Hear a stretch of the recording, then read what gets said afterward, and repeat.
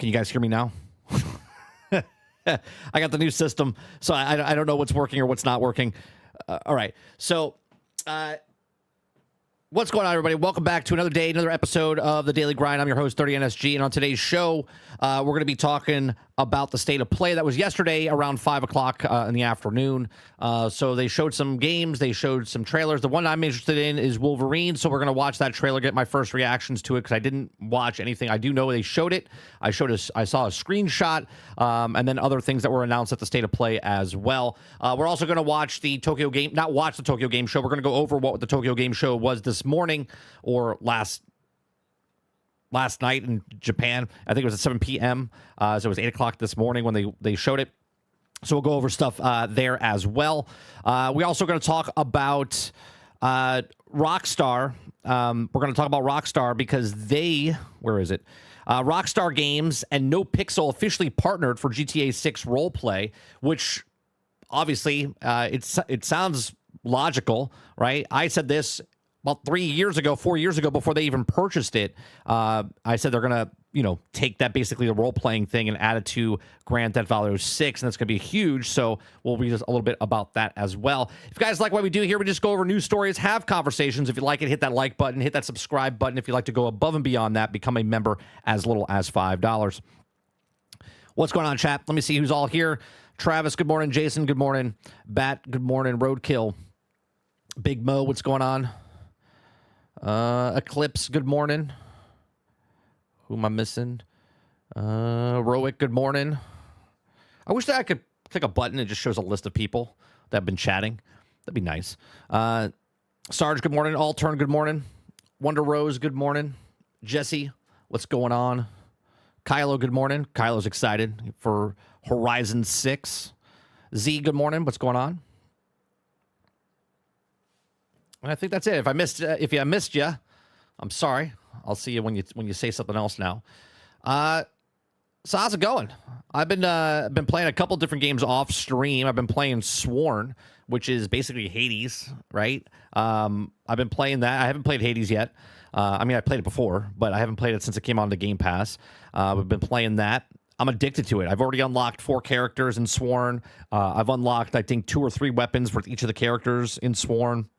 I've upgraded pretty much majority of the health skill tree, and also the war skill tree as well. I like the little loop in that game. I've been playing that. I've been playing a lot of Deep Rock Galactic Survivor. Been playing that as well. So we've been playing a lot of games off stream, just here and there. All right. So let's start off. I'm going to go in order, right? Let's start with the state of play. And when we start watching videos and stuff, the audio might be screwed up.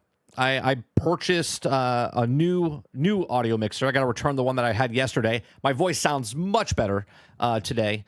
And then I can start messing with the different volumes and stuff of things. So I appreciate you guys dealing with the bad audio yesterday, or the weird audio yesterday. I try to be professional. I try to give you guys good content every single day, and audio is part of that. So I apologize for yesterday. Hopefully today it's much better for you guys. All right. So PlayStation State of Play happened yesterday around 5 p.m. I don't really like watching these things live. I'll watch like the Game Awards. I'll watch Summer Game Fest. But most of the time with these State of Plays, if it's Nintendo, if it's Xbox and stuff, you watch them. You're in your brain, you like hype up stuff, and then you watch it and you're kind of like disappointed. I don't regret not watching them live. So I like to do the synopsis afterwards. Much better for the show.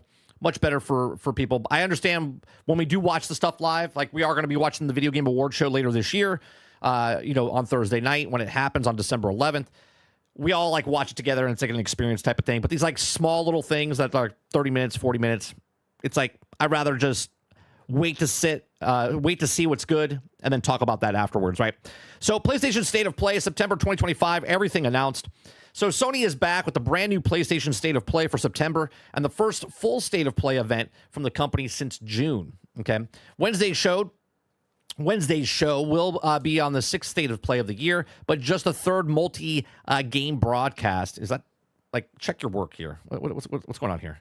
All right. The other three that aired focused on one game at a time: Borderlands 4, Ghost of Yotei, and 007 First Light.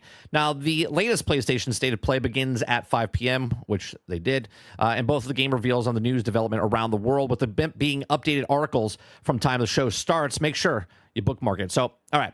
So, everything that was announced, as gamers are shown, they will all be updated below in order to appear. So, that's what they did. This is the state of it. So, we have Soros. Or Sorrow? Soros. So, let's watch this. Let's watch this and see if it works here. Let's go full screen. Let me know if it's too loud for you guys.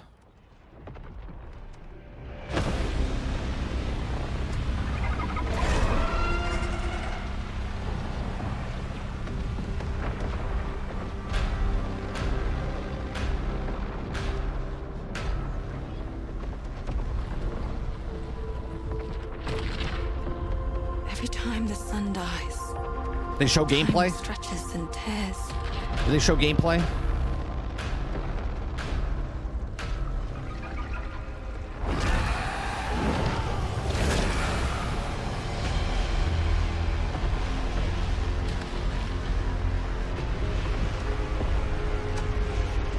Scan for Sultari All right. signals. I was like- Corrupted. Approximating. Is that the thing from the ridge? Confirmed. You better stay out of my way. This is the people that made Returnal, right? I'm Gregory Same Loudon, group that creative made director Returnal? at Housemarque. Today we are thrilled to show off this first look of gameplay for Saros running on PS5.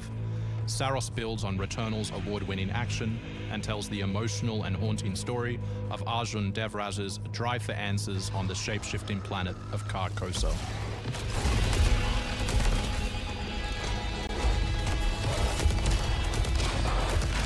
The effects and stuff look good. Like the particle Here we show effects. off one of our exciting combat features, the Sultari Shield. By holding R1, you can defend yourself and absorb projectiles.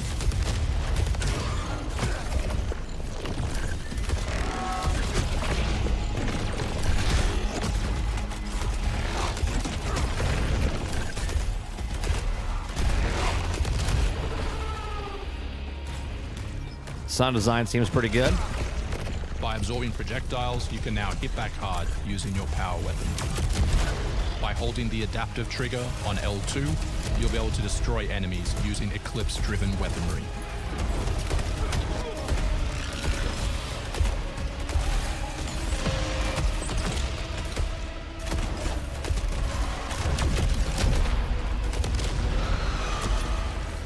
Sultari holocache detected.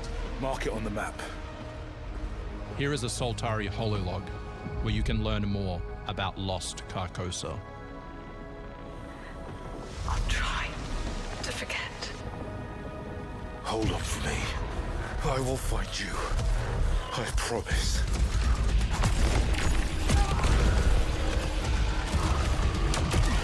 This is not my type of thing. I probably won't play it, obviously. But it does look interesting.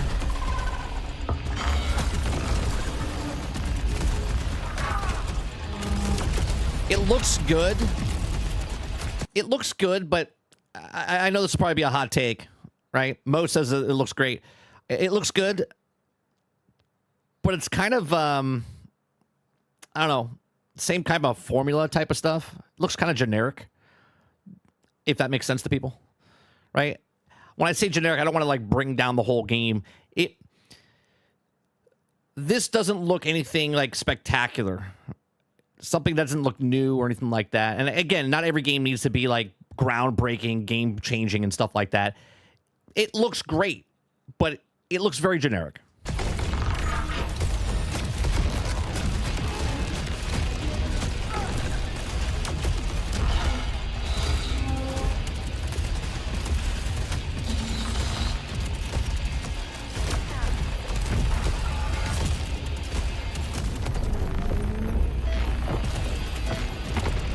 This This is Second Chance, where you can be revived on first death to get straight back into the action.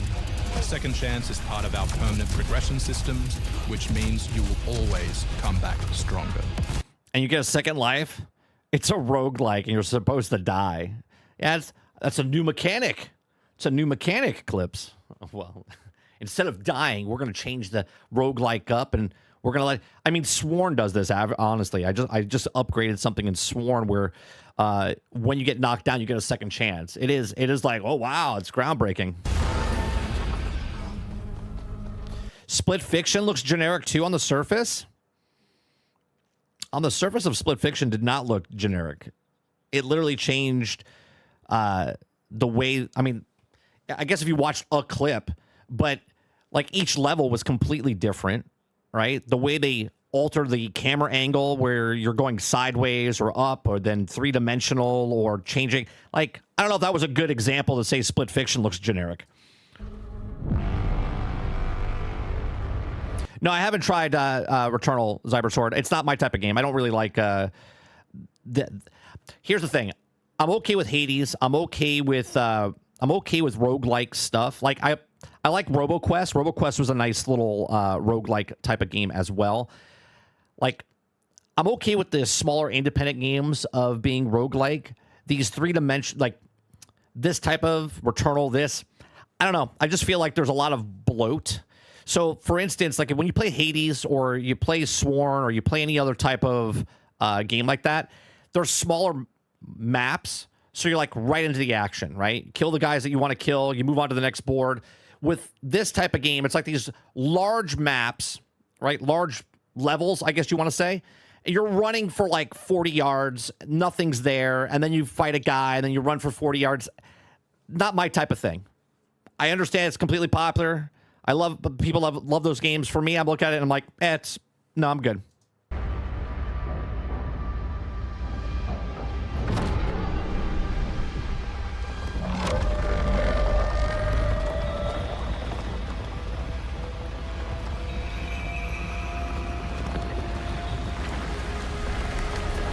The design of the guys look great.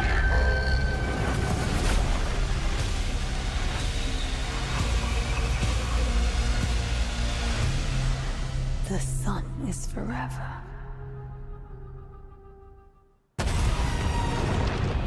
Go on, Warbear. Go on, Titan.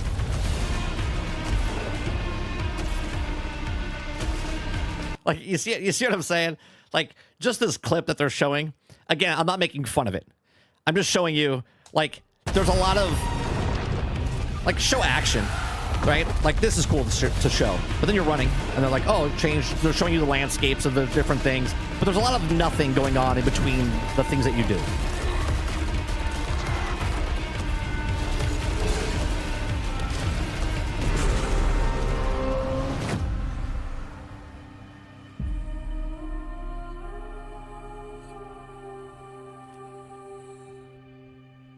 It looks good.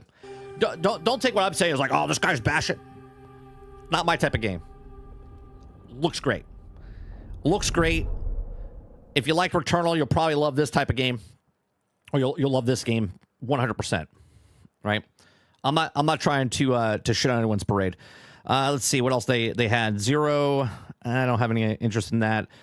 Introduced Flight Simulator 2024. Good luck to you, PlayStation. Good luck to you, because even as a Microsoft Flight Sim fan, playing this on the X, playing it on the S, it's a little rough at times, right? So hopefully they completed the game for PlayStation, or unless they get the true experience like we get on Xbox and whatnot. Great flight simulator game, but massive problems performance-wise, crashing and whatnot. Battlefield 6, obviously it's coming out. Remastered, don't give a shit. Halloween the game. All right, let's take a look at this.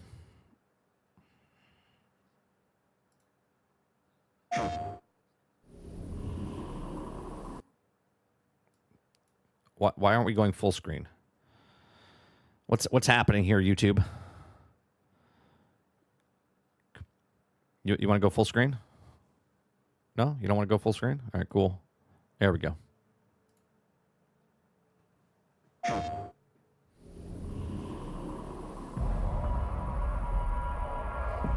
Rarely do teams get the incredible opportunity of exploring and creating a game around iconic horror legends like Michael Myers. In Halloween, players get to relive that fateful night in 1978 and step back into the town. Friday the 13th, the game was very fun. Also, completely broke when it came out. But Friday the 13th game, fantastic little party game that you play. Really fun. So, obviously, if they're doing the same thing with this, cool. But there's a lot of these games now. Of Haddonfield, Illinois. I'm Miles Dompierre from Ilphonic, and today Is it the same people that made the Friday the 13th game? I'm thrilled to present an extended look at gameplay for Halloween. With the help of Unreal Engine 5, we've been able to reconstruct the quiet town of Haddonfield in stunning detail, remaining authentic to the I should turn the volume down because of copyright reasons. Yeah, it's all right. We're going to get bopped, and then I'll just cut it out. It's fine. 70s era aesthetics was... Let's be honest. Let's be honest. A lot of you guys don't watch this content after I'm live. Hey, I'll get like a 240 views, and that's usually people that are watching it like live, coming in, coming out, right? It's fine. Was essential to how we crafted our play spaces. I'm supported by the people that are memberships and stuff anyway. When players I make very little money off of the advertisement of that ads. Preserves a special moment in time. Throughout these locations, I appreciate those, Jesse. Townsfolk NPCs are living their lives, completely unaware of the danger lurking right outside their windows. These NPCs serve as the game's primary objectives. Stepping behind the mask of this infamous killer, Michael's goal is to find, stalk, and kill the residents of Haddonfield before Halloween night ends. Once you've honed in and stalked a target, it's time to choose the perfect moment to strike. Michael comes equipped with an array of unpredictable endowments, but the most powerful is Shape Jump. When in Shape Jump, Michael is invisible to the naked eye. This is our interpretation of Michael's inexplicable tendency to suddenly appear in completely unexpected places and catch victims off guard. Players can also choose from a broad range of... I do love how they captured the 80s. Compelling civilian hero characters that have witnessed the wrath of Michael and need to warn their neighbors before it's too late. Finding an active phone will allow you to call the police and attempt to convince them to send in help. Just remember, you may be able to knock him down, but you can't kill the boogeyman. We hope you've enjoyed this So they're going to make Friday not Friday the 13th. They're going to make Nightmare on Elm Street too, right? After this. So they did Friday the 13th.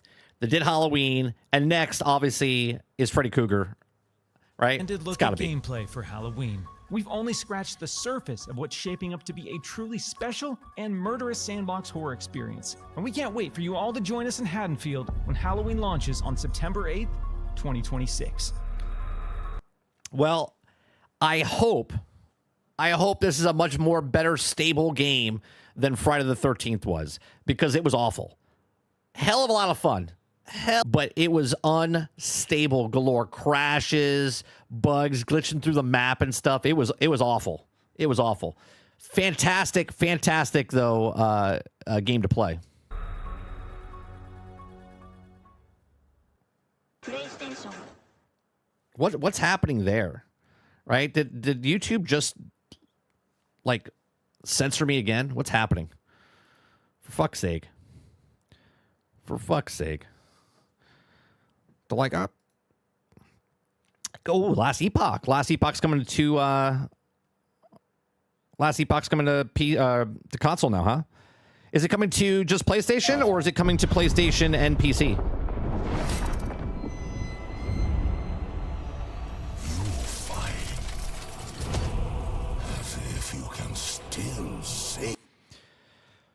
Would be impossible though? What do you mean Freddy would be impossible? They just showed you a thing where Freddy Krueger could go invisible, right? And then when he touches you, you have maybe it warps you into like a different world, and you get to mess with people in like this like weird nightmare dream. Be pretty cool. And you have to like get to this certain exit within the nightmare to get back out to the real world. That could be interesting.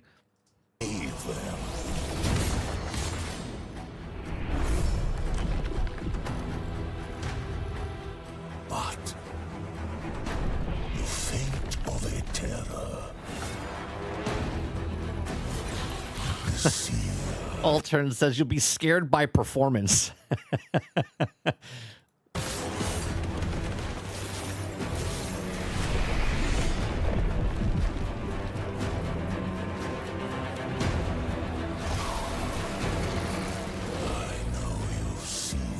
Traveler.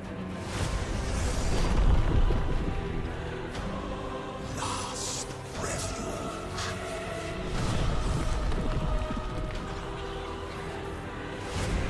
This is 100% a solo game, right? There's no co-op in this. You can run from it. You can fight against its grip. It is co-op? Okay.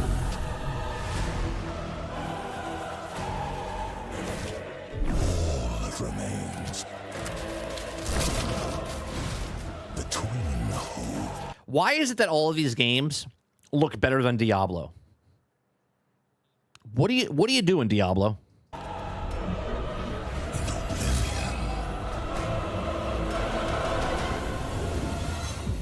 Is time.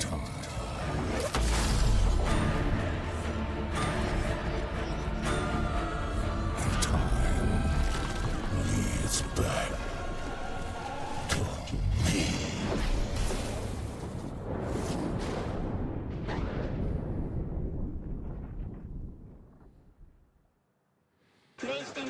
PlayStation. So is this coming out on all consoles, or is it just coming out on PlayStation now?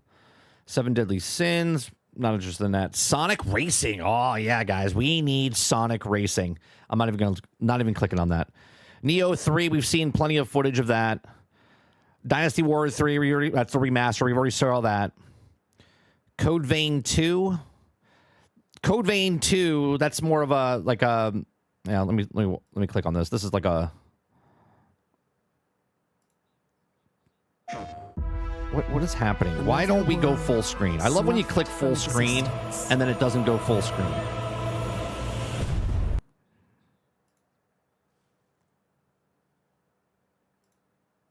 For God's sakes.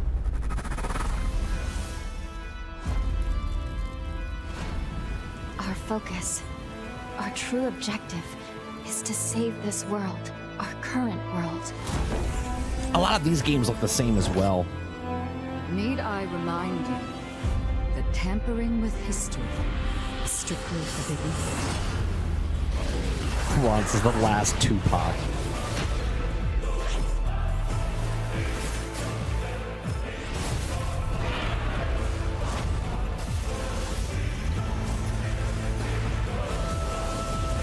It's time I faced my past.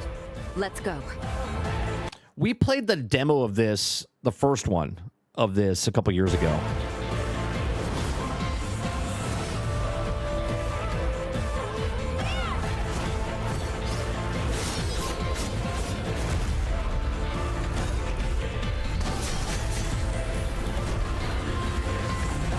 Today, you'll pay your dues!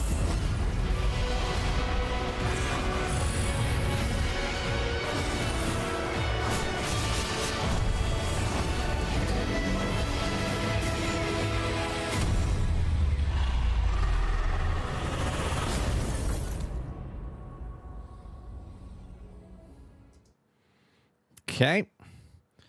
What else we got?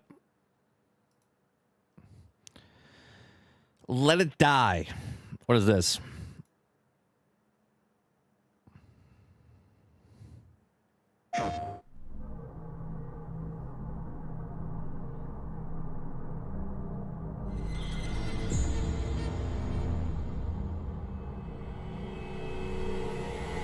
Now then, shall we play?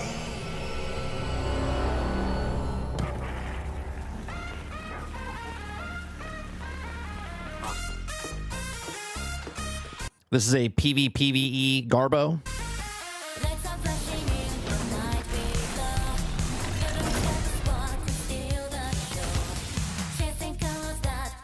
Is this an extraction? Is this an extraction?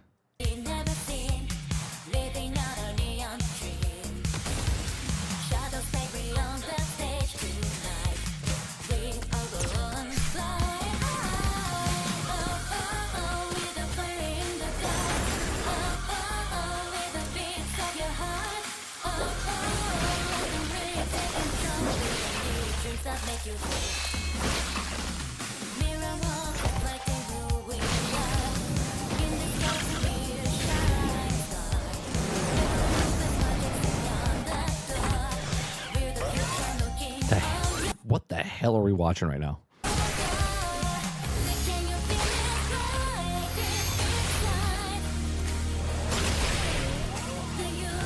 Is this a single player extraction? Is that what this is?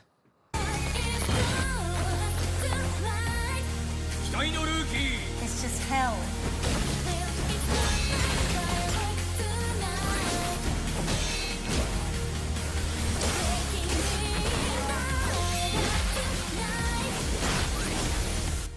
You are truly my only hope. Let it die.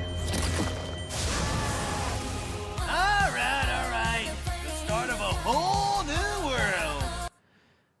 Okay. Not too sure what I just watched there, but all right. It's there. We got it.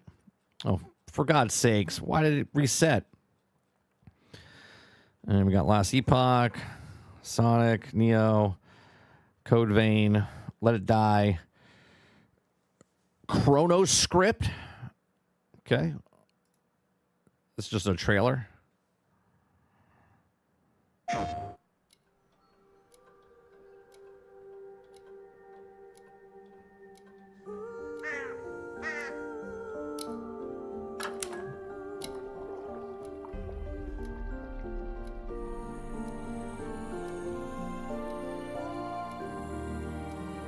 They show gameplay, or is it just the trailer?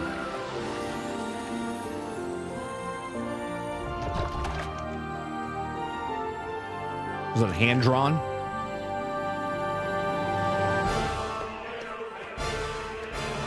I like the style of it.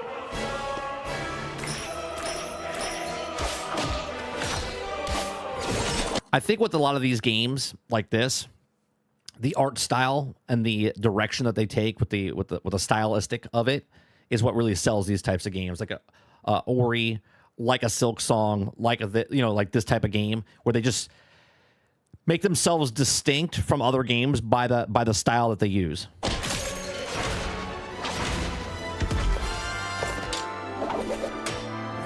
It's like a storybook. That's cool. I think that's interesting.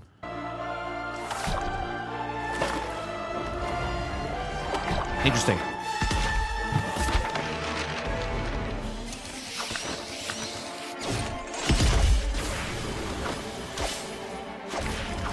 Not my type of thing, right? I won't play this, but I appreciate what they're doing here and the different types of style they're doing. I like the fact that you're on a desk and there's all these pages and books and the ink connects to things. That's cool.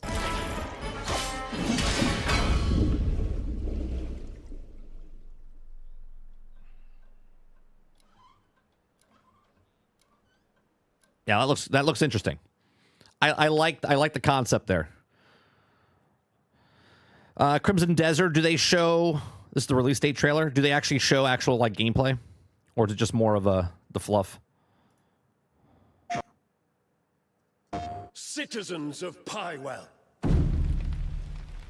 Today, a new chapter in this land. Craig Road says, "Why don't you like a good Metrovania? Do you like baseball? Do you like football? Do you like basketball? Do you like soccer? Do you like playing board games? Right? Some people just don't like certain things. That's the best answer I can give you. I played so many Metrovania games when I was a kid that I'm kind of Metrovania out. I usually don't play them. I'm just not into it anymore. History shall be written by our own hand. We fight those who wield power to prey on the weak. Beasts who think themselves men. That is what it means to be a Creamy. The time has come to do what we believe to be right. Exactly, Water. Right? The best games when growing up were basically Metrovania. That's right. There was hundreds of them. Cliff, seek out your Greymane comrades. Uncover the truth that lies within. And let your heart speak without fear. In the end, all will come together as one. We fight for... This is not a critique. Did they lower the graphics to this game? Because now it looks a little bit like, it looks grainy from what I remember from the very first time they showed this.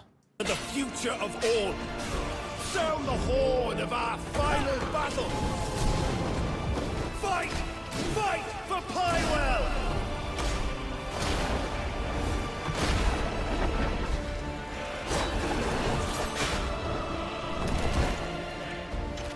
Your fight is not for revenge. Oh, they're showing it on... So this is actually running on console. Nor glory, nor pride. This is your hand.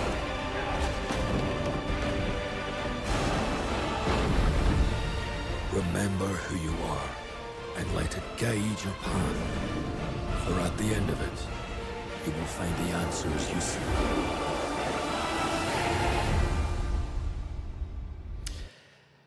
Now, from Pearl Abyss, right, this is a single-player game. How are they going to ruin it? Because it looks good, but how are they going to ruin it? Black Desert Online was so microtransaction hell. Basically, you don't even play the game. The game is played by itself. You could let it go on, like, let it go on automatic pilot, right? Is this game, how are they going to ruin this game?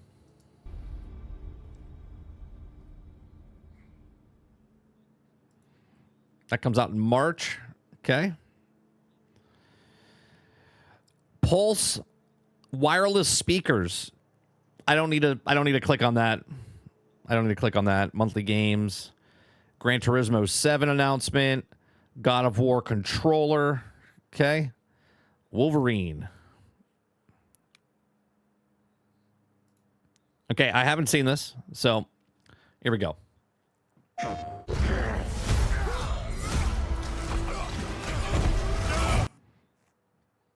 Mega Red, okay. Been fighting longer than I can remember.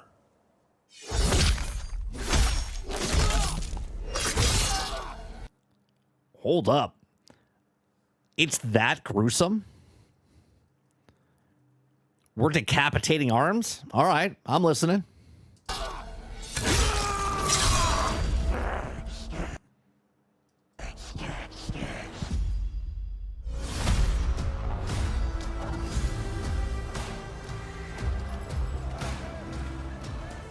I'd like to say I'm not a violent man. The trouble just has a way of finding me.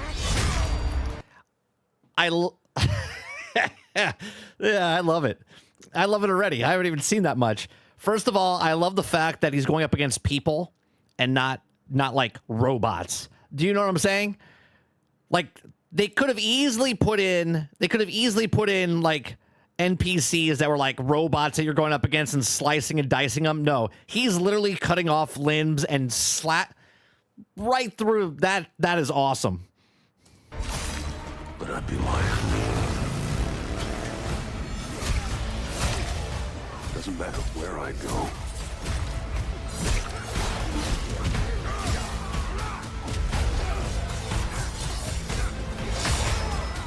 How far I run. Hold on.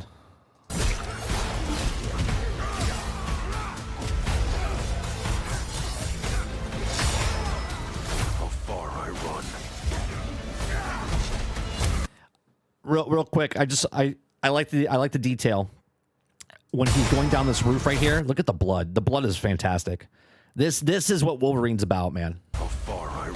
When he slides down the roof right here, right? Him putting his claws, they literally go into the roof. Not into the roof, but he's slowing himself down on the roof and the sparks happen.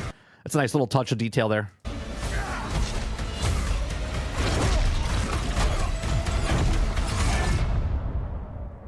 Death's always waiting.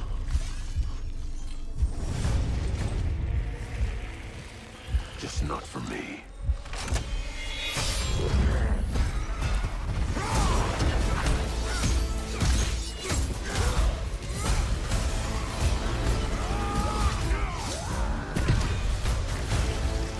Oh, Mystique. Is Mystique gonna be the Mary Jane in Spider-Man? Is that what's happening here? Do you get to play her in a mission? And does she just walk around? Because I ain't no hero. I'm Wolverine.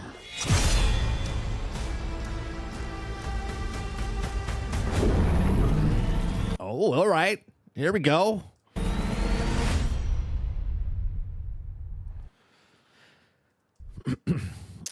That was, I'm excited for that. I'm excited for that. That's fall, right? I like the way it looks. I feel like just a little bit of a critique here. Just a little bit of a critique. I feel like he's too slender. I don't want Marvel Rivals where he's like big and fat like he is, like Puck, right? But Wolverine is short, and I feel like they've made him a little too tall.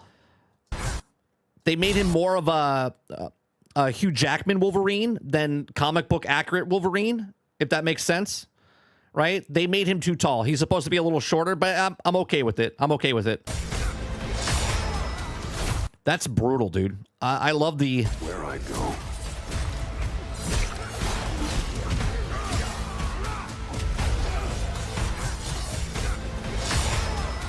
How far I run.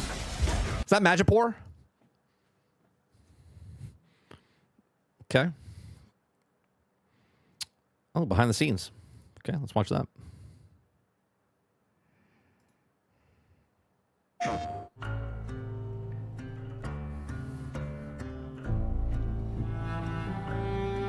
The question that comes up a lot to us at Insomniac Games is, are you going to make a Wolverine game that is as violent, as visceral as the character in the comics? Yes.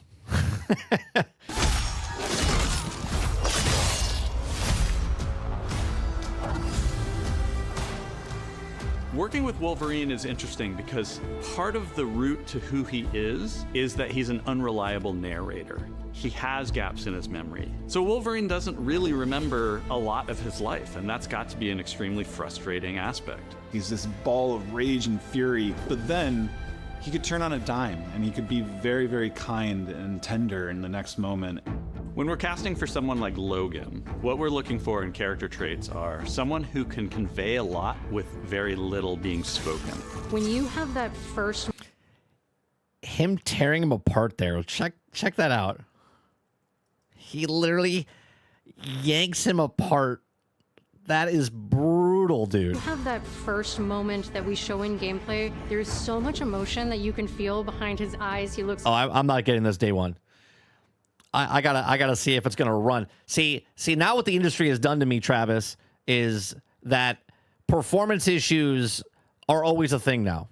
So when a game comes out, I gotta make sure it actually runs correctly when you buy it. Relentless. So please test it out for me. You guys let me know. He looks gritty, he looks angry, but also he looks maybe a little sad. That level of acting and being able to just deliver that performance with believability across both spectrums was something Insomniac, ourselves, we all agreed he's the one. We don't need to see anybody else. Hey, I'm Liam McIntyre, and I play James Logan Howlett in Marvel's Wolverine. That's not bad. That one sort of works. Fans out there... He sounds like him. Well, he sounds like a Hugh Jackman. Know what Wolverine is, who he is. My job is to try and find the essence of who Wolverine is, especially as he applies to our story. People hurt him, people take from him, people betray him. He still fights for people who can't fight for themselves. It's one of the greatest honors of my life, one of the biggest responsibilities I've ever had, and one of the coolest things I've ever got to do. So obviously he's got his motorcycle to get around fast, right? Entire game is built around staying true to the Wolverine experience. Do we know if it's a more linear game, or if it's like an open world-esque type of game like Spider-Man was from Insomniac? Now, I'm not asking for open world. I'm just asking, do we know if it's open world, or do we know if it's more linear based in just the environment? And then how do we want to put our Insomniac stamp on that? How do we want to put our own spin and creativity, but still give something new and fresh the fans are going to be excited about? It's more linear? Okay. It's the full package. It is a level of detail that we've never been able to do before. You could see it in the trailer. You can see pores. You can see blood in between the little lines of his teeth. I love the attention to detail. It's exciting that we're going to be able to bring that kind of fidelity to players. Wolverine is a character who goes to many places through the comics. You'll see the Canadian wilderness, you'll see Japan. There's a shot where Logan is sliding down that rooftop, and you can see the breadth of Madripoor in Lowtown.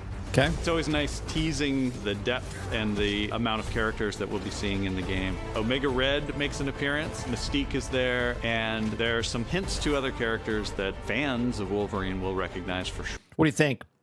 What do you think about six main bosses like you fight? You know what I mean? How many were in Spider-Man 1?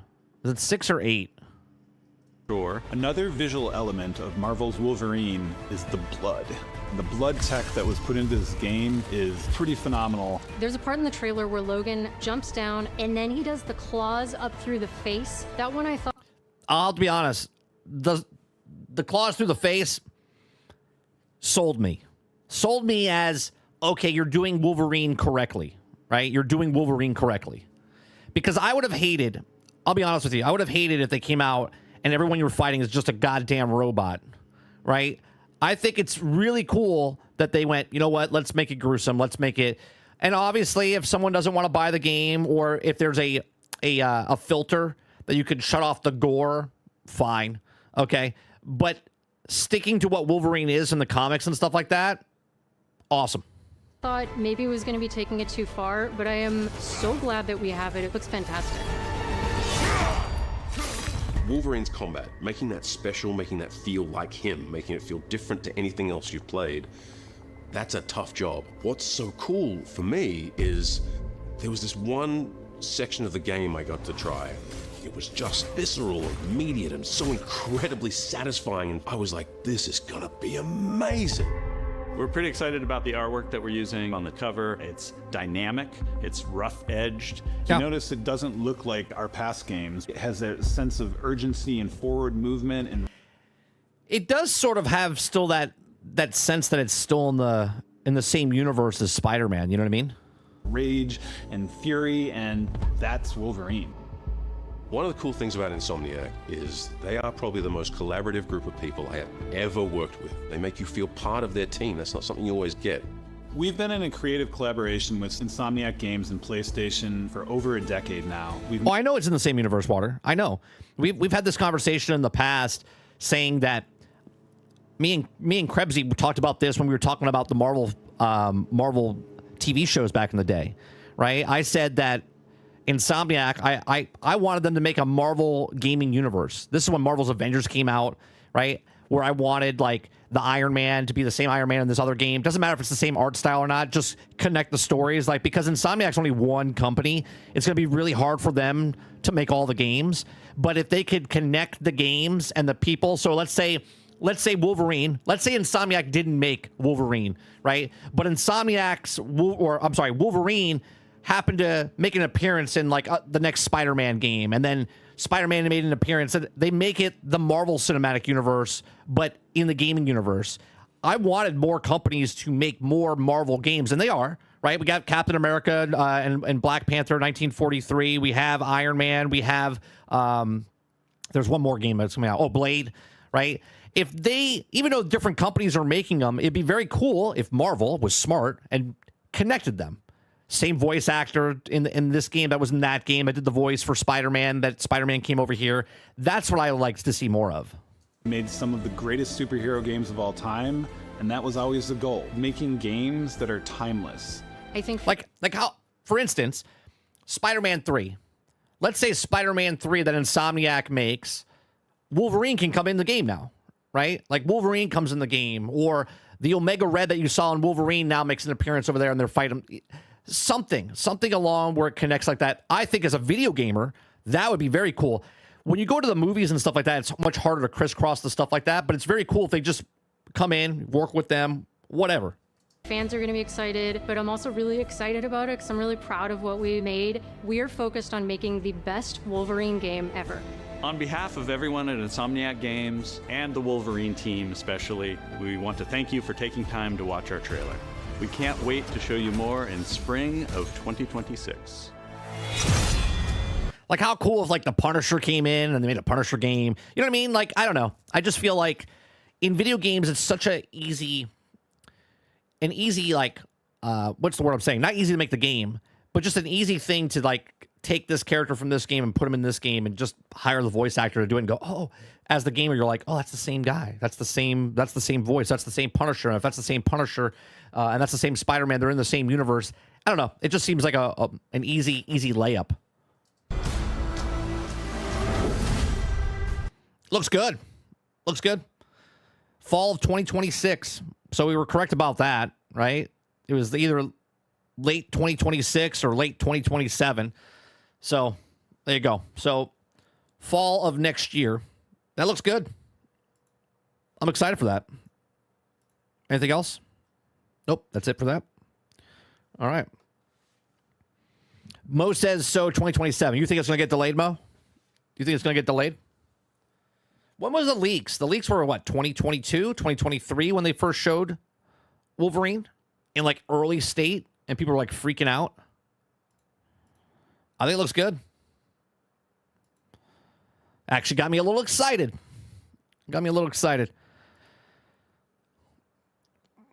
All right, let's go to Xbox now. Okay, Xbox Showcase at Tokyo Game Show 2025, everything announced. Okay, that happened this morning. All right, so let's see what happened. We got Gunrave Gore. Bloodin. I have no idea what this is.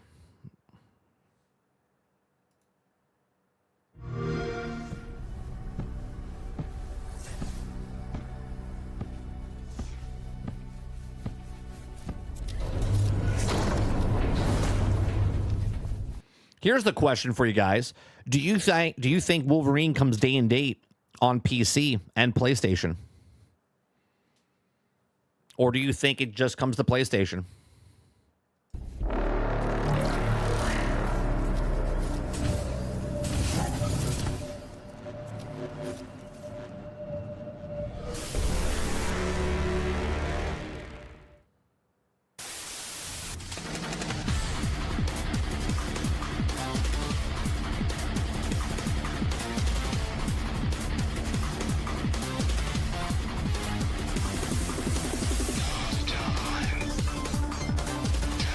This looks pretty cool.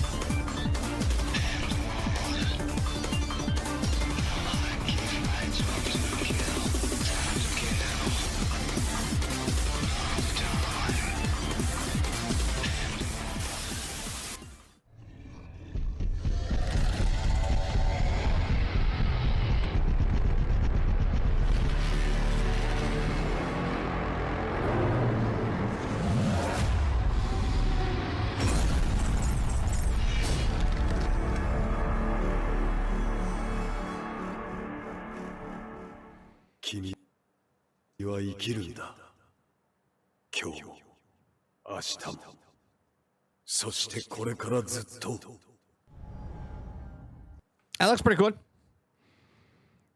Well, that looks pretty good. All right, what else we got? 007 First Light. Okay, what is this? They show something different. I'm not loving the odds. No, I've had worse. In that case. You want to go full screen? No? No? Cool. There we go. Well, what are we waiting for? Any sage advice? Play nice. Always.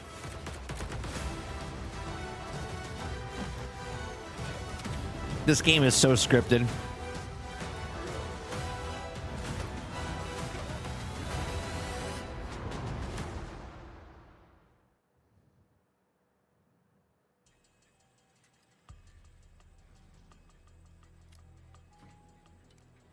Shoot. Sorry for the mess, Bond. I wasn't expecting you quite so soon. Just need one more. Hang on. Oh, come on, you fit. Q is no longer a guy. Moment. There. Tactical simulation is now operational. Any questions? Please have questions.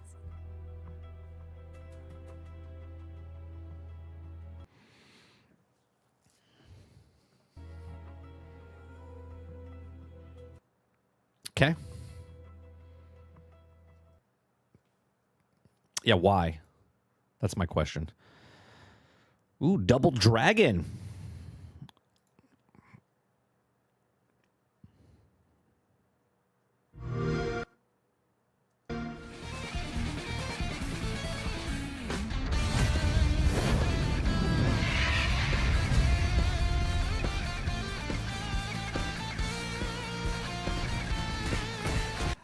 I can't even remember how many quarters I blew on this. I probably spent $100 to beat this game back in the day at the bowling alley. Every time I went bowling, like I gotta play Double Dragon or Streets of Rage.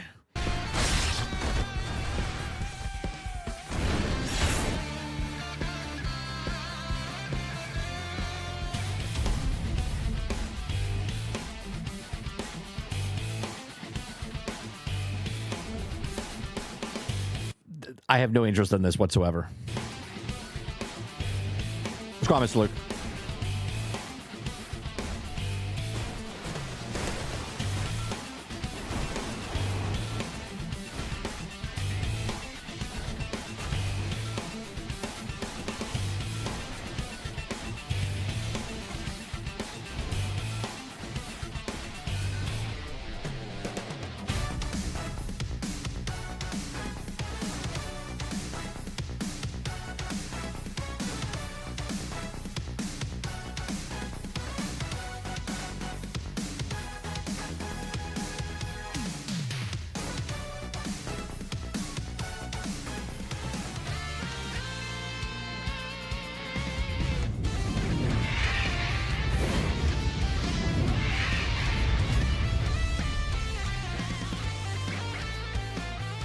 Exactly, Z. Exactly. Like, if I was new to gaming, I'd be like, oh, this is cool. From everything we've played when we were a kid to growing up now, I look at this and go, yeah, I'm good. I'm good. Fatal Frame Crimson Butterfly remake. I'm good. What is this one? Tokyo Game Show exclusive trailer. Amino? I don't know what this is.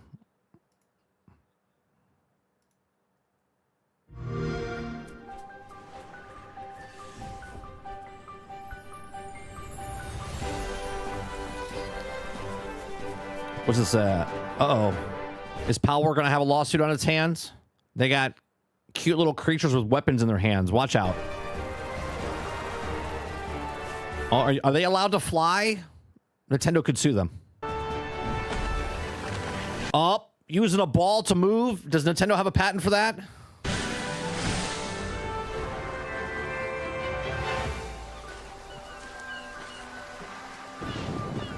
Lightning in the background with an ocean. Nintendo could have a patent for that too.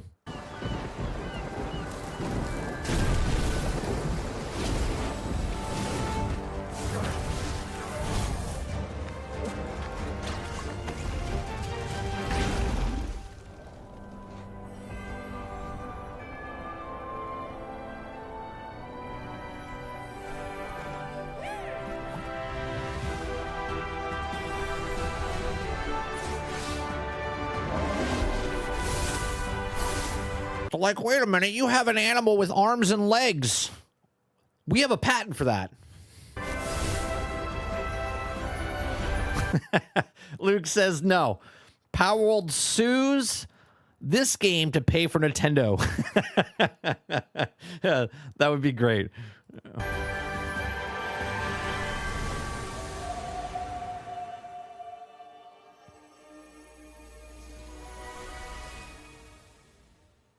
I don't even know what the hell we just watched. I don't know what any of that is.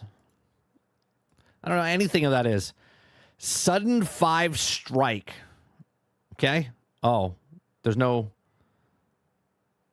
Hold up a second. You showed up to the Tokyo Game Show.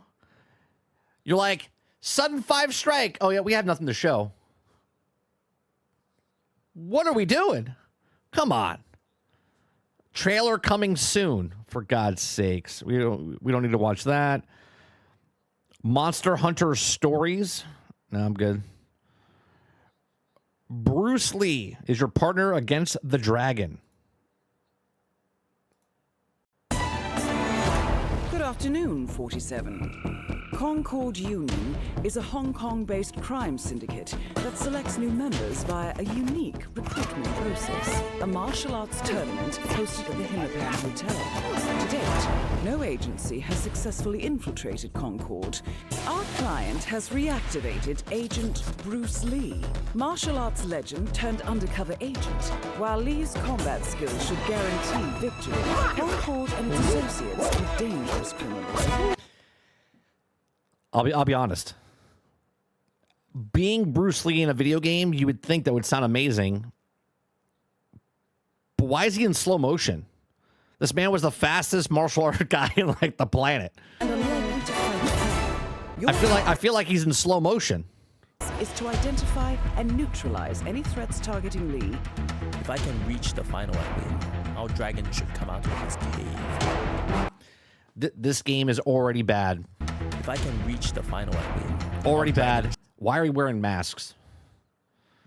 Not like garb to like, because they're like military guys. They're wearing COVID masks. Should come out of his cave.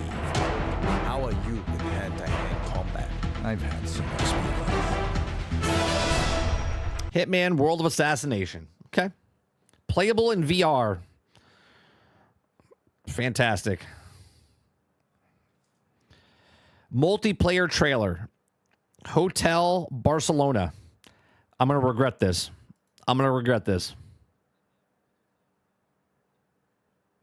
He's sick, bro? Okay.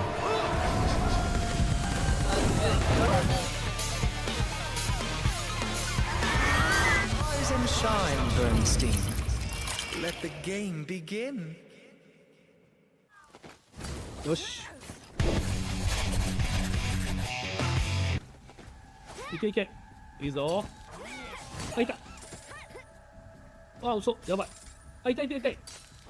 あー、死んだ。うつー。マジか。みんな来てくれた。やっほ。いいよ。こっちこっち。よーし。任してそこそこマルチプレイ最高よしよしそこそこ I do regret this. I have a question. Why can't you just show me gameplay? Why am I watching the writer and director and his friends on the screen? I don't care. 倒せいけおーみんなありがとうやばいやばい来てる来てるあ強い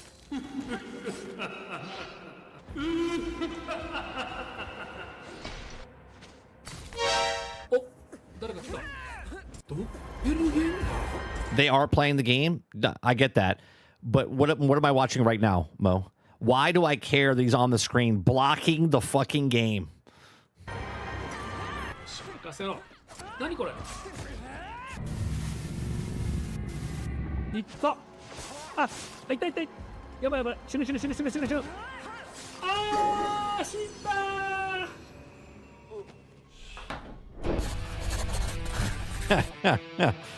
So wait, is this a PvP game? 須田さんマジ Don't deal with that Tetama.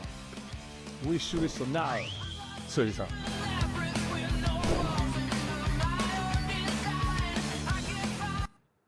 Okay. Don't know what I watched there. Fantastic. Dragon Quest 1 and 2. Okay. Rhythm Doctor. Everything in this trailer, including the text, is a piece of unbroken gameplay footage. Okay. Let's see. Everything in this trailer, including text and cuts, is a piece of unbroken gameplay footage. Nothing from start to end has been edited in an external program at all. 1, 2, 3, 4. 1, 2, 3. And if you double it, that's 1, 2, 3, 4, 5 right here. When you get to this part, you hit the button. That's it. Like that. Just like that. Yeah.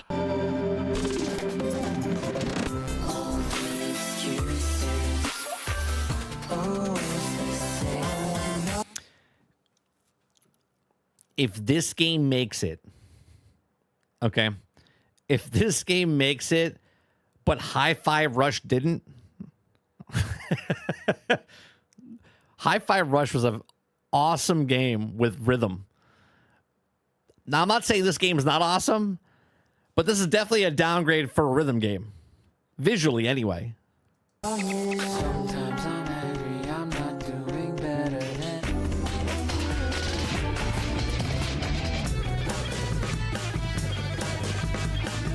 Take me back to my cage before the sunset on me. When the clouds went wild, to a path on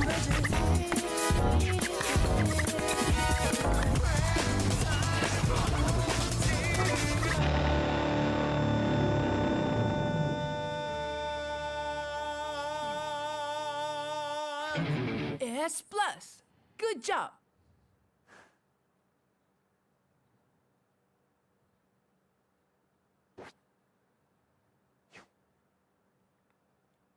Okay. Everything in this Flight Sim. Is that an update or something? Update. Oh, the data update for Japan. Got it. We don't need to see that. Star Sand Island. We'll let Dustin watch that on his own time. Evil Bane.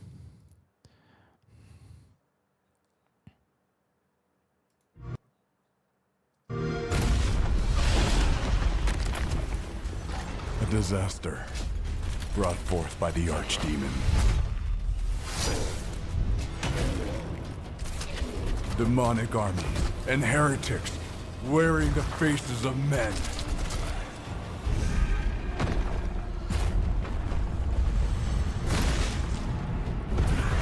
Abominations that must be eradicated.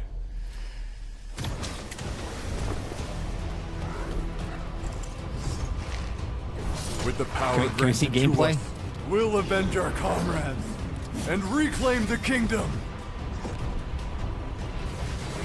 Okay.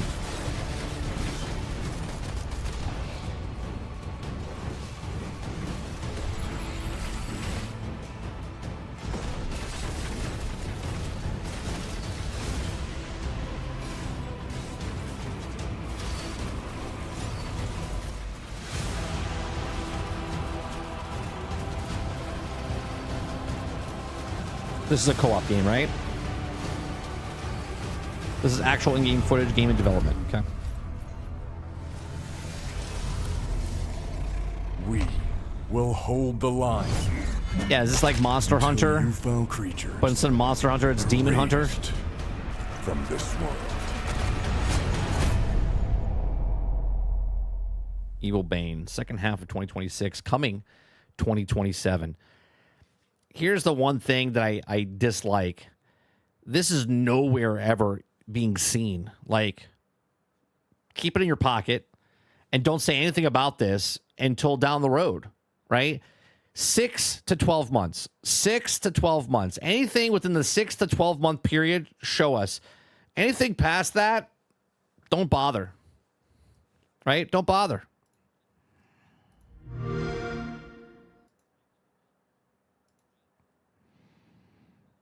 Ninja Gaiden 4 we've seen. What is this? Mistfall Hunter. Mistfall Hunter. 大家好，我是卧影猎人的制作人浩，很高兴在 Xbox Tokyo Game Show 的直播节目上和大家见面。在这次雾影猎人 Beta 3测试中，数以万计的猎金人参与到了本次封测。在此，我代表全体主创团队感谢大家的支持。雾影猎人设定在一个诸神已死、满目疮痍的世界中，在这片黑暗和绝望笼罩的大地上，有着痛彻心扉的悲剧，也有无畏奋战的勇气。我们把这些故事埋在了游戏中的各个角落，相信细心的玩家已经拼凑出了金雾之下鲜为人知的秘辛。而在未来的游戏版本中，我们还为猎金人准备了更多精彩的内容。Is it the Xbox beta program on PC only, or is it on the actual console itself? It said late 2026, releases 2027 is what if that's the game you guys are talking about, Water and Mo. 神树林将是玩家在布兰德要塞之后第2张可以深入体验的全新游戏地图。在这片白化的世界中，玩家将与神秘壮丽的神之矛首次近距离接触。在这座苍白巨树之下，蛰伏着一群觊觎神之矛残存力量的敌人，而海岸高地的巨人尸体也在彰显着曾经恢宏无比的诸神之力。随着冒险的深入，玩家将逐渐揭开巫术森林内鬼影重重的秘密，甚至直面伪神的魔法。金雾仍未散去，我们期待很快再与广大猎金人见面。届时，就让我们在营地重逢，再一次携手扬帆出征。Great. Didn't show us anything. Again, got nothing to show. Don't show it.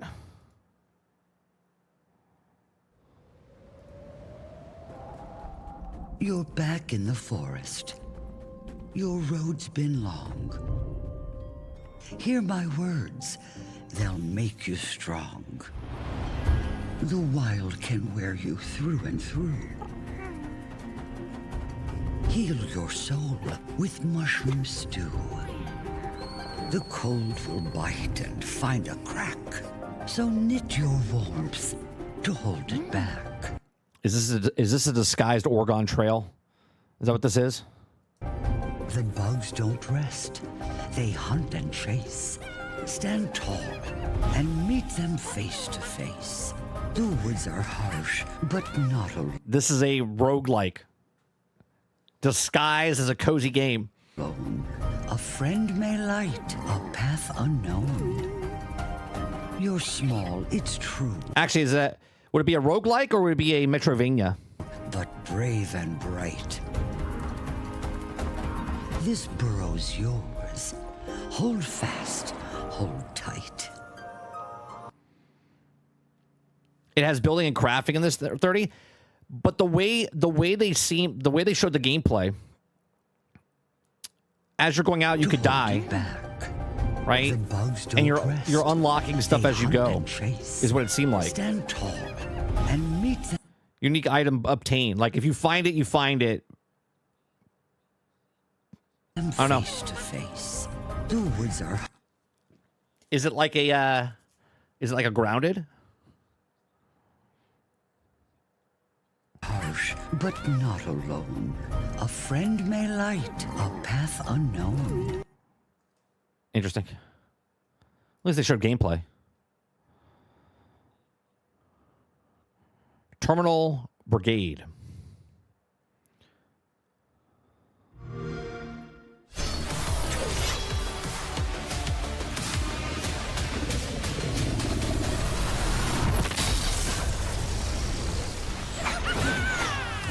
Special delivery. Let me go.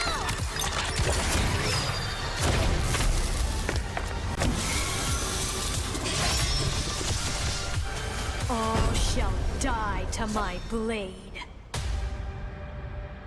Gameplay, please.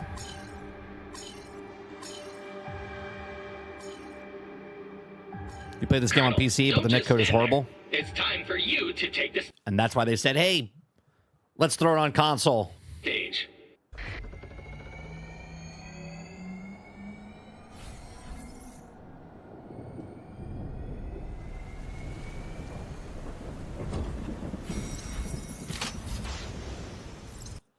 Why don't they show gameplay?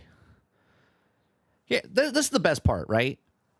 Brain Eclipse just said he played it on PC, meaning there's gameplay out there, right? There's gameplay out there, yet they decide not to show anything of it.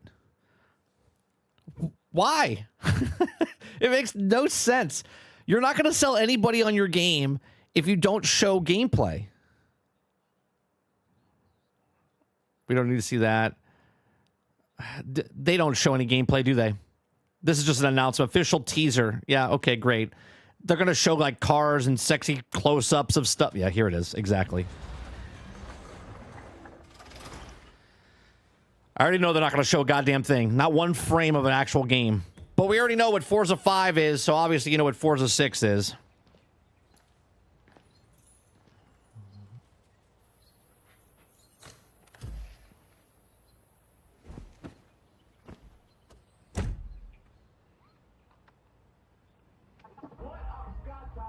Okay, so are they teasing that you get to travel all over the world because they're showing places from all over the world instead of just one location? It's going to be the entire globe.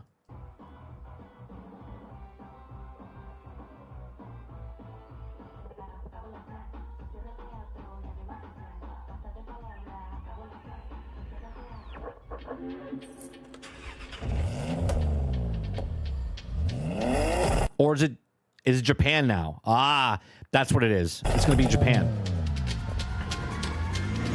Okay.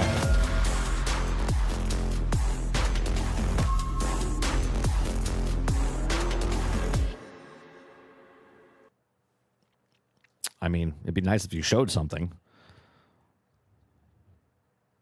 Okay, it'd be nice if you showed something. And that's it. Okay. Oh, fantastic. Silver says these are retired plates. Yeah, I put it together. I put it together as we went along. Like a little story. Right? See, the difference is you probably already saw it. This is me reacting to it live and piecing it together as it went through.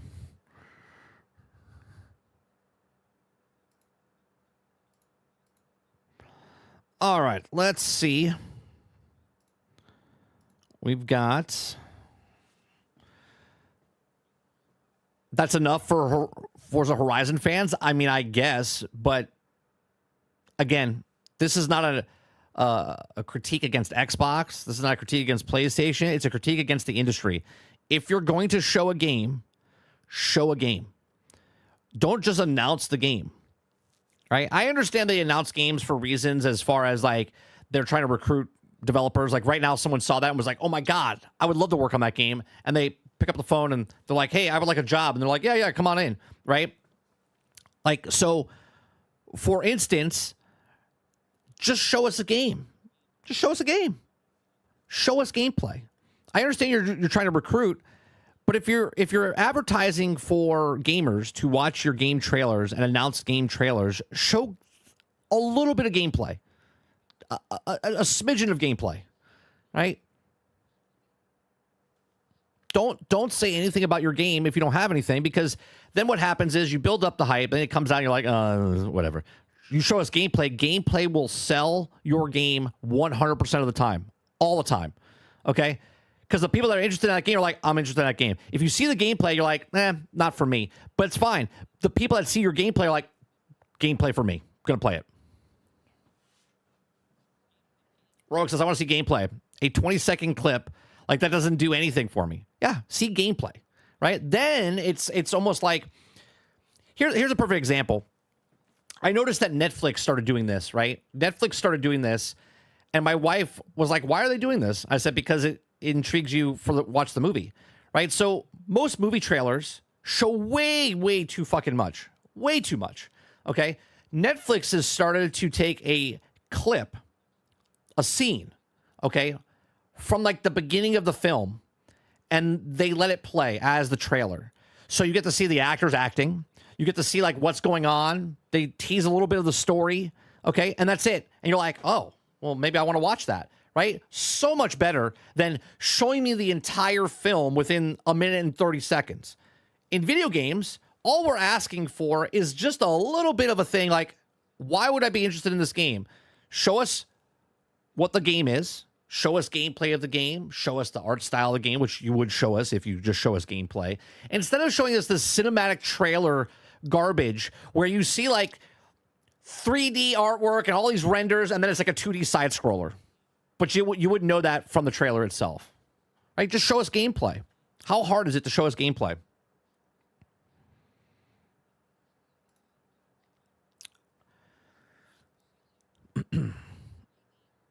But what about Wolverine? People waited like 4 years to see that game and play, and they also loved it, right? Well, they saw it, 3 years ago? Was it 2 years ago or 3 years ago that stuff leaked? they saw the gameplay and people gave it shit, but that was also early access. But people were like, oh, it looks pretty good.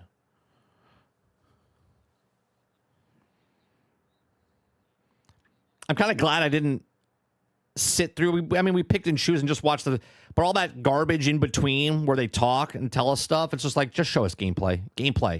Gameplay is king.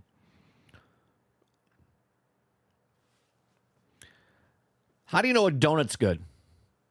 If you just look at the donut, pretty appetizing. But if someone shows you the donut and then takes a bite and then goes, that's a delicious donut, that makes you want that donut, right? The Food Network understands this. The Food Network before used to just show food on the screen and they had no reaction. But then when people started taking bites of the creations they had, everyone's like, God damn, it looks good, right?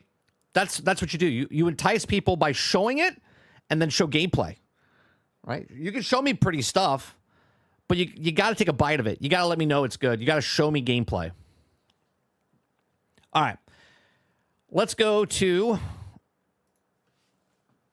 Rockstar Games and NoPixel officially partner for GTA 6 roleplay. No shit.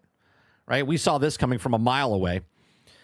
All right, if you guys like what I do here, we do this Monday through Thursday from 10 o'clock in the morning until noon Eastern. If you like it, hit that like button, hit that subscribe button. If you'd like to go above and beyond that, become a member as little as $5. Okay. Rockstar Games and NoPixel officially partnered with GTA 6 roleplay. GTA RP is alive and well in Grand Theft Auto 6 as Rockstar Games announces support for NoPixel as a server continues to be a go-to for GTA roleplay. Didn't they purchase NoPixel? Or did they... No, they purchased... What was the thing they purchased? Roleplay has been one of the biggest success stories in Grand Theft Auto 5. Millions of players have flocked to GTA RP servers to take the core of GTA 5 to create their own worlds. It has now been confirmed that Grand Theft Auto 6 fully supports RP as Rockstar Games will continue to support NoPixel team. Okay. We saw this 5-6 years ago. Actually, longer than that. I think even when we were on Twitch back in like 2016, 2017, and we were doing the role playing on that, I said, oh, the next game is definitely going to have role playing. I mean, anybody that watched anybody do role play, right? Where Sheriff Eli and all the other people that were doing the role playing stuff, that's what made that game super popular. That's what made Twitch popular. That was the longest running for like 3-4 years. People were watching that. It was like a drama. They would make their own stories and whatnot. It was amazing content at the time, right? And 100% we knew they were going to team up with Rockstar, and then Rockstar purchased them, right? So GTA 6 RP happening thanks to Rockstar Games and NoPixel.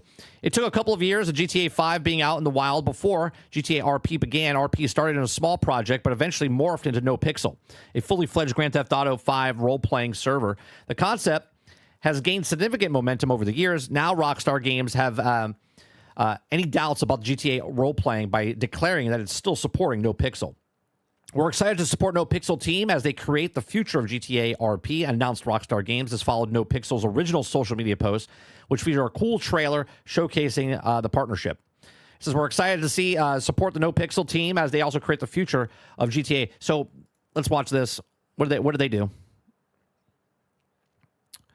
What did they show?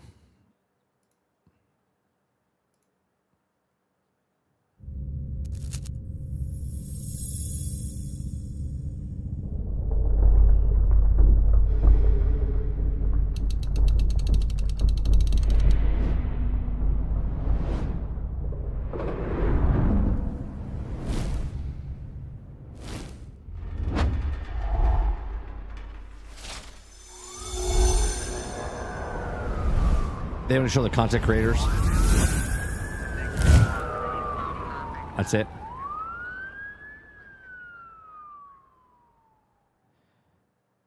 Man, I remember 2016, 2017, maybe it was 17, 18. That was peak role playing in there. It says it means that locked in for another 5 to 10 years. Keepers and also invite shenanigans crafted by GTA community. Have you ever taken part of the GTA RP? What makes it different and appealing compared to a regular Grand Theft Auto? Well, obviously it's the people role playing. So many people got their, if you want to call it fame, on Twitch that moved over to YouTube because of their role playing. What's his name? Kit He makes the videos of for the call sills, right? The things over in India and stuff that he always makes fun of and captures them now. He's got a whole channel. Millions and millions of people watch that now. He started in GTA role playing. Okay. And that's where he got his start, and people loved watching him. He would play like this grandma character. It was fantastic, man. It was such good content to watch because you never knew, and you would follow the characters, right? What was really great, and I don't know if it's still happening because I haven't really watched any kind of role playing on GTA in years, but back in 2017, 2018 era, you would watch one person as a character, like Sheriff Eli, right? He wasn't even a streamer. It was just a person that was playing it, and he was an ex-police officer, and then was a police officer in the actual game, okay? Pulled people over, shenanigans ensued, and then everyone just started growing from that, right? Was fantastic, okay? And you would watch him, and then you would watch not only him, but then you would watch the person that he's interacting with, and you would have two streams up, and you would watch both of the streams or whatnot, and then when one logged out, you would continue on with them, and then it would meet somebody else, and it was just connecting the points, and there were little stories that happened, and they were like little stories that were happening within an hour or two of that stream. It could have been a continuation of the next thing. These people were role-playing like you would do Dungeons and Dragons, but they were doing it in GTA. It's phenomenal. It's fantastic. So many people try to get into that one server that they had to make other servers, and then other streamers got into it, right? I forget. There were so many other streamers that got in. I forget their names because I haven't watched them in years, right? Obviously, Grand Theft Auto saw this, and they purchased the company, and now they're tripling down on the role-playing thing because now they can make the money where NoPixel got paid for it, right? Now, Rockstar, 2K, GTA, all are making that money now from the people that are doing role-play. They'll probably do different thematic packs, voice transitions, and stuff like that for every other person that can do certain things in the game now. This is 100% a very smart decision by Rockstar to team up with NoPixel, or to buy NoPixel and to keep it into Grand Theft Auto 6. It's going to be huge. It's going to be huge.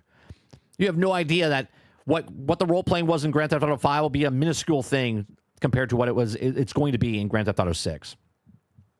But we'll see what happens.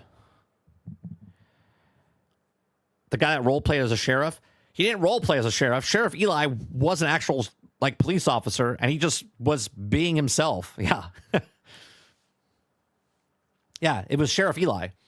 And then he stopped playing this, right? He became a streamer. They raised money for him to get his first rig. He got his first rig. Then he grew up, blew up from there, right? Now he plays a whole bunch of different games, right? I'm not even sure where he's at now. Let me look at what his Twitch thing is. Let me see. It's been like 7 years now.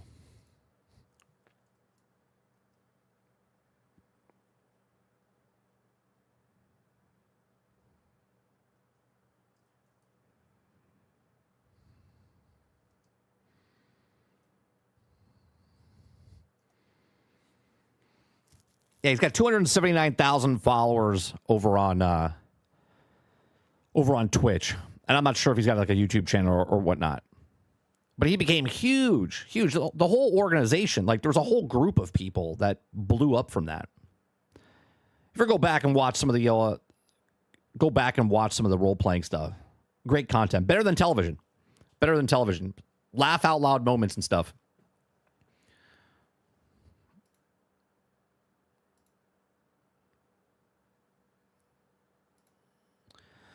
All right, let's see what this is. This popped up in my feed, and I figured, why not talk about this? German drivers remotely control cars via impressive racing rigs, and they may even take their wheels to public roads from December 1st. So there's people that are driving vehicles from the comfort of their home. Okay? It says, I'm confused, concerned, and I have a gaming ring envy. So my baby sister loves Euro Truck Simulator, Two, she recently got a PC racing wheel so she can also pop a podcast on and enjoy simultaneously simulated country road in Germany pass her by the more immersive fashion. My baby sister also has an actual car that she can actually drive, which is more than I ever imagined. He says, I admit, I don't really see the appeal of simulating an activity actively one could also readily engage in. So imagine my confusion when I heard about the Dutchland's remote robot taxis. Okay. In the now defunct Tangle Airport of Berlin, drivers take an impressive driving simulator rigs to remotely control cars up and down the runway. Okay, pressing pedals from hundreds of meters away, remote drivers monitor their car movement over a video feed captured by 4 cameras on each of the vehicle's roof. This remote driver is setting up and gives serious rig envy. So this person's literally driving a real car from the comfort of their house. Okay.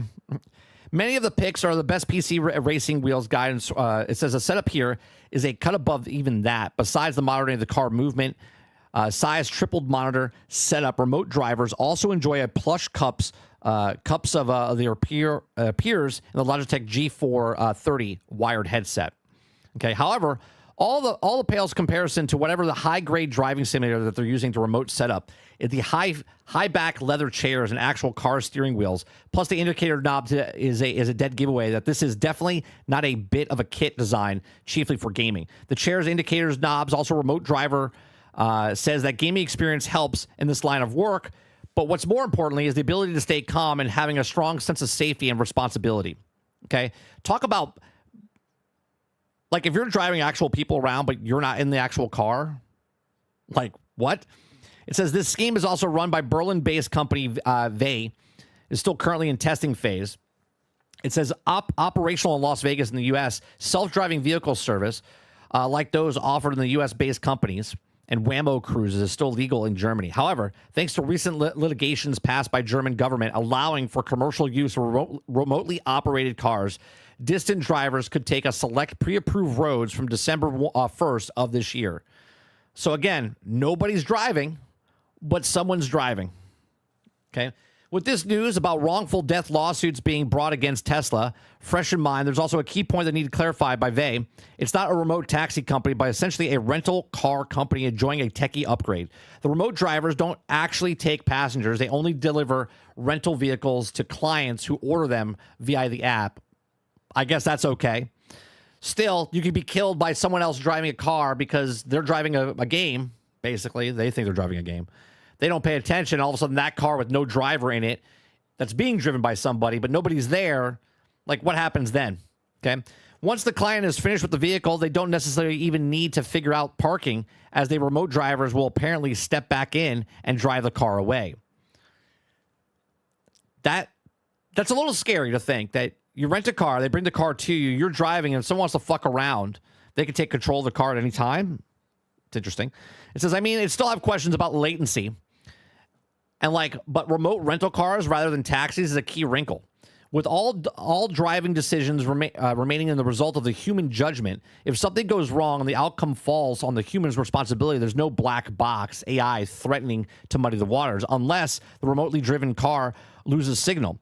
Would the car continue performing as its last known input, or does it lost signal simply cut power of the car? Ye doesn't say, or VE doesn't say. Well, that's nice. They're like, well, we won't go into that. We won't go into that. It says, while there's also subject of safety, VE's chief executive and co-founder, Thomas van der Oy, man, that sounds like a villain, doesn't it? Thomas van der Oy, makes the case that the remote model is better deal for the taxi driver too.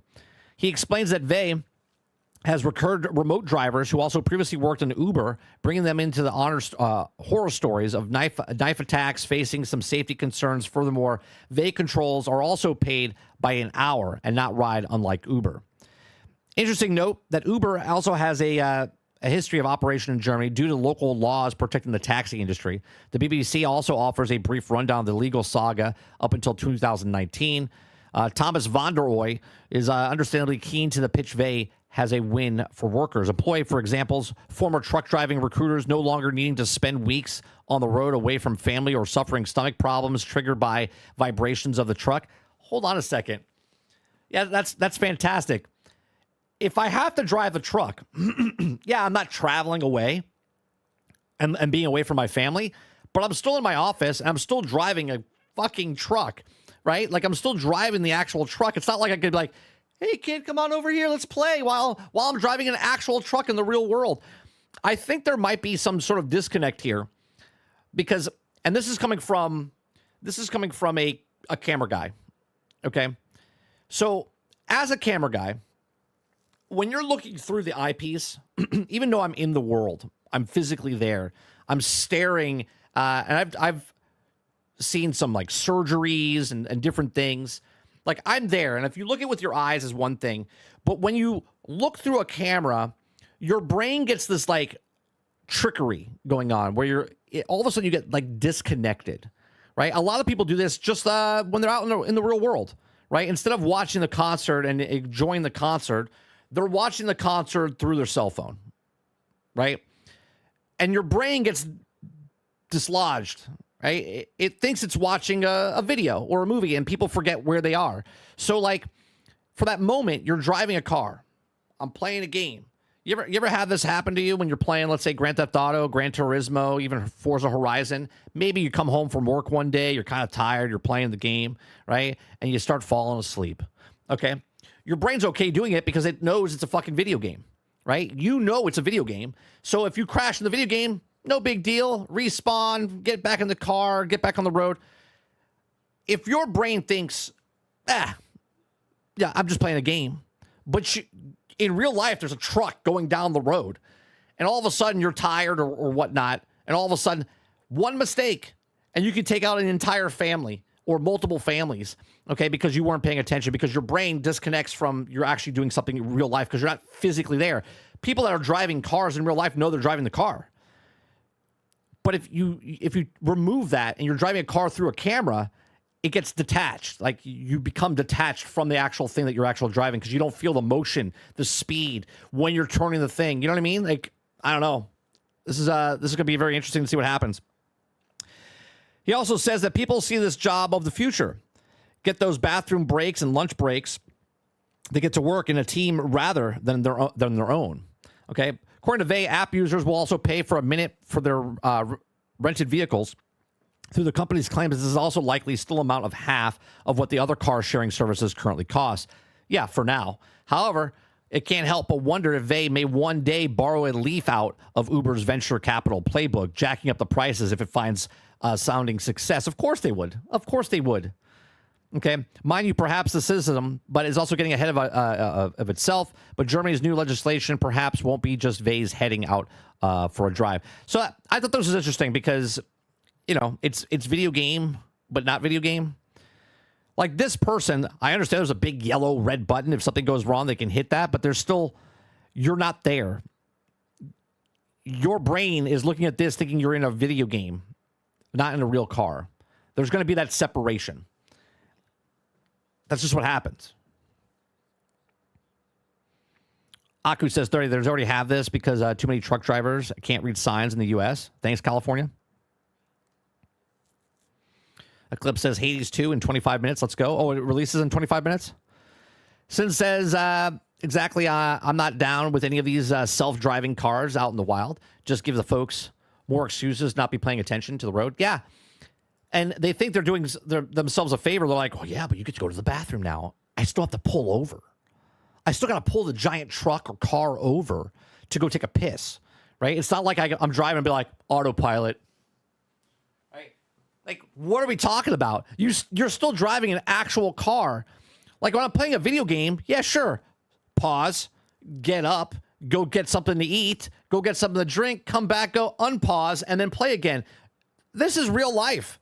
Just because you're not physically in the car doesn't mean it's fake. So that's going to be very interesting to see what happens. All it takes is one lawsuit to change all of this that's happening, right? So just think about it. Your whole life, right? Let's say there's 1,000 people driving like this, but one person doesn't pay attention and kills somebody. Company's done. Company's done, and everyone that had a job, gone. Johnny says, Should start a 30 NSG platoon for Battlefield 6. Well, it's going to be kind of hard, Johnny, because I'm not going to be playing Battlefield 6 when it launches. Not because I think Battlefield 6 is going to be a bad game. I'm on the fence because I don't know what Battlefield 6 is going to do. Because I think you're pretty new on my channel, but I have a problem with, I don't know what they're doing with Battlefield after it launches. Right? Do you know what I mean? So I'm a little worried about the Battle Royale, and I'm a little worried about Portal. And I feel like when the game comes out, it'll be the single player game. It'll be Battlefield. I enjoyed the Battlefield beta. Optimization might be a little off when it comes out. We'll see. Okay, because every single Battlefield game for the last 15 years has been broke, buggy, and unfinished since it launched. So let's say it comes out flawless. If Battlefield 6 now all of a sudden starts to put more pressure on the Battle Royale and they start, covering that more or supporting that more, then Battlefield 6 itself is going to lose. So, you guys want to start one for me? I'll join you about 3 months down the road. I'll probably pick it up for Christmas or something like that.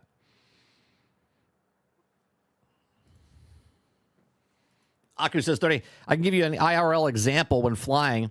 I'm way more aware of things going on. When I play Microsoft Flight Sim, I know it's a game, even though it's running it as a professional. 100%.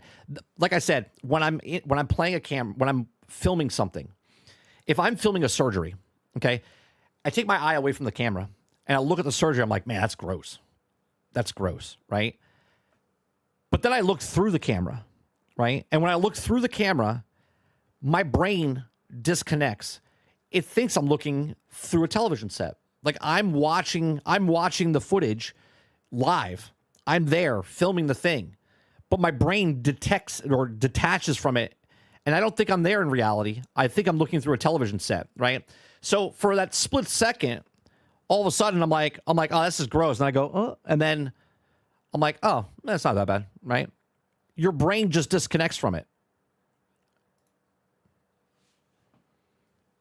Gaming Fire says, Kingard's starting a platoon. Fantastic. Join Kingard's platoon then.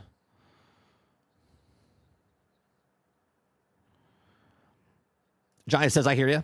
I do not want to see Royale take over. We'll see. And again, I feel like the other shoe hasn't dropped yet. I feel like they're going to drop it. Everyone's going to love it. It's going to come out. People are going to be like, oh, the campaign's pretty good or whatever. They're going to play the PvP. They're going to be like, oh, it's really good. Then everything else is going to happen. Then the Battle Royale is going to come out. You're going to get a massive new people coming in. They're going to play completely different than they would play anywhere other game because Battlefield's different than Call of Duty. And Battlefield's different than a Battle Royale. But then people are coming from Battle Royales and people are coming from Extractions and people are coming from Call of Duty and they're all playing Battlefield and all of a sudden Battlefield starts to go through this like change. And then Battlefield doesn't know what Battlefield is anymore. I talk about this in videos and in the past. So yeah, I'm a little hesitant for Battlefield 6.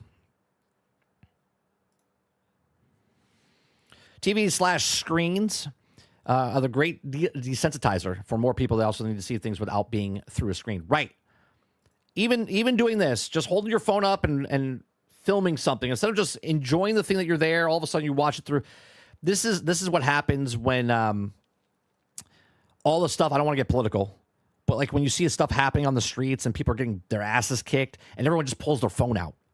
Instead of being a decent human being and breaking something up because they don't want to get injured, they're like, let me get my disconnect here. Let me film the whole beatdown going on, right? And they're looking through the phone, right? They're engaging through the phone.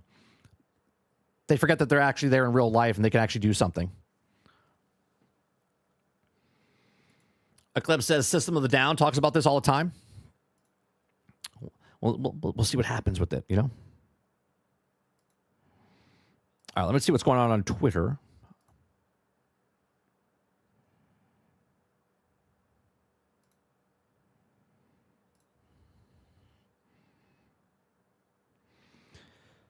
PS5 Slim Digital Refurb 309. Wario64 posts that out. Oh, what is this?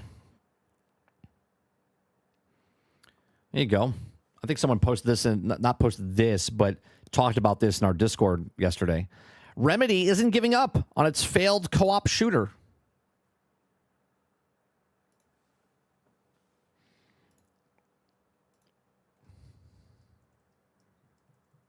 What's it called? Firebreaker.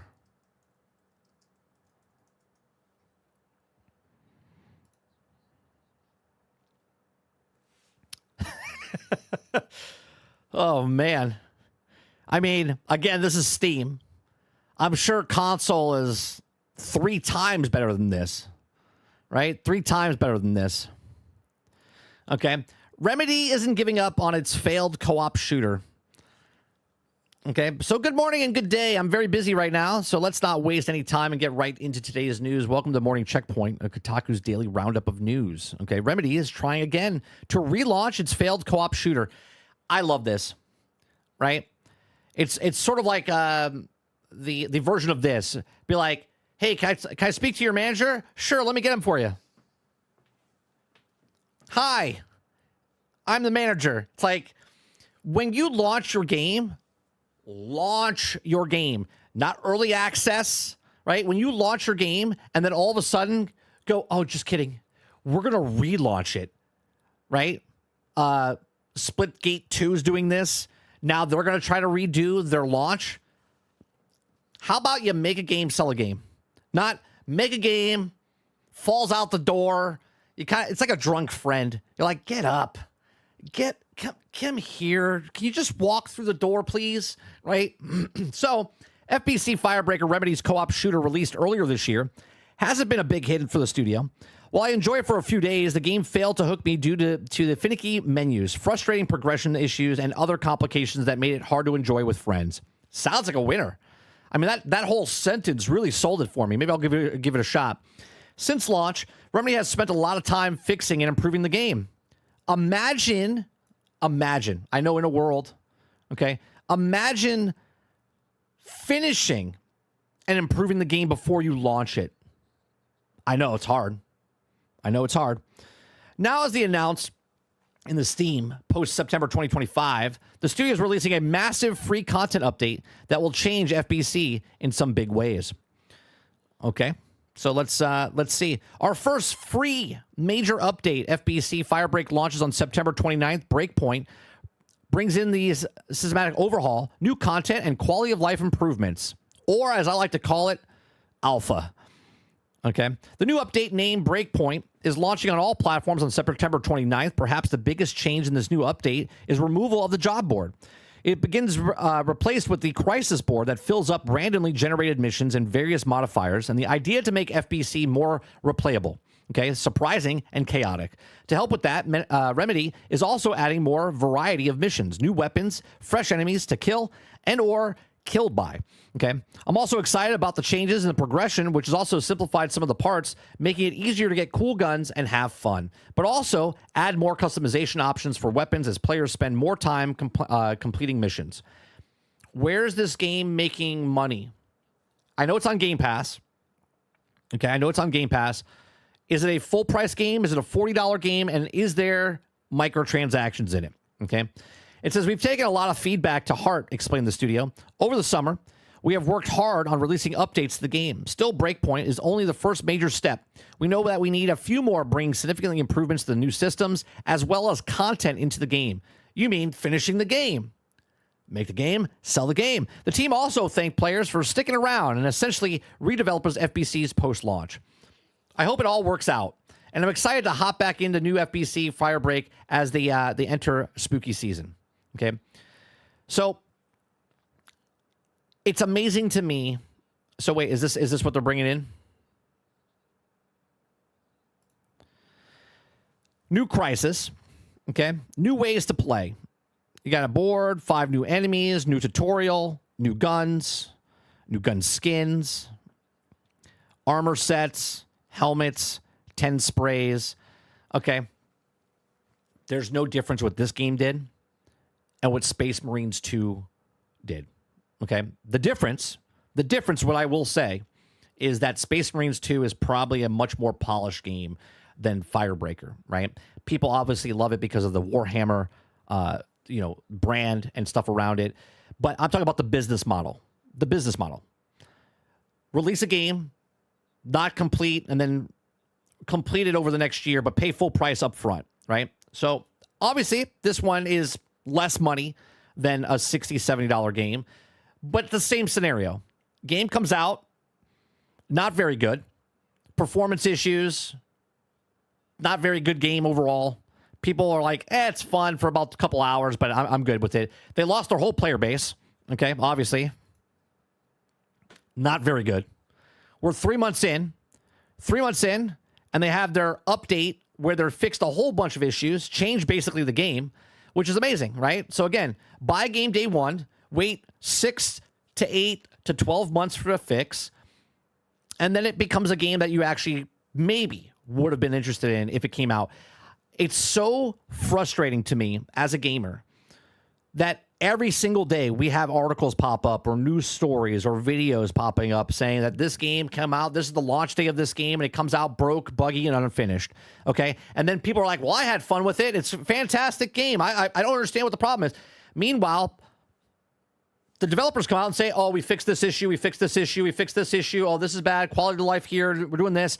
And everybody keeps defending these games. Stop buying the games day one. I'm telling you, if you stop buying games day one, they won't come out broke, buggy, and unfinished.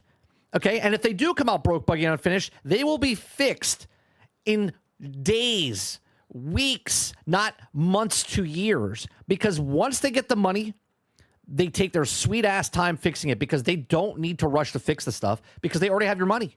They already have your money. The only reason now they're waiting for other people to come in to give them money for the things that are wrong with it, and they slowly fix it over time.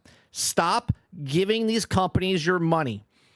Wait to see. There's plenty of games that have come out 6 months ago, 12 months ago that you could purchase today for less money, and they're in much better condition. Much better. The quality of lives went through, okay? Stop being the test dummies and start being customers, okay? Because they're not paying you to be test dummies. They're just taking your money and running with it and taking their sweet time. And then when they close down and when they lose people, everyone's like, oh, whoa, he's me, the developers. The developers got paid. Developers get a weekly check, a monthly check, bi-weekly, monthly, whatever. They're getting paid. They're not working for charity, right? They're working for companies that are actually making money. But now they're taking the money and they're running with it or moving on to a different project, right? It's their money. They can do what they want with it. But people keep supporting these companies. Again, why do you think they're fixing? Hell, it only took them 3 months to fix the stuff, right? Look at this, right? Came out 3 months ago. And quality of life, much faster, because usually it takes 6 to 8 months to fix the stuff. They did it in 3.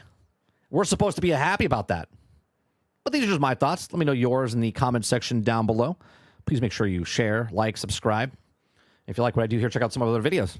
Thanks for watching.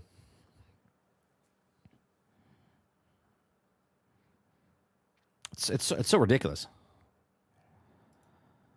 Wow, congratulations.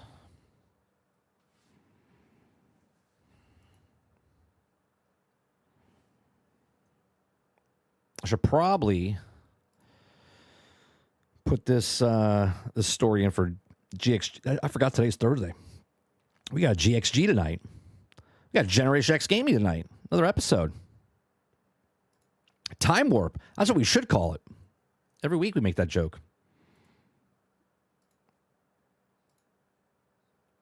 Let's see what else. Here's another one. World War Z. What year did that come out? Heavy Ordnance Update.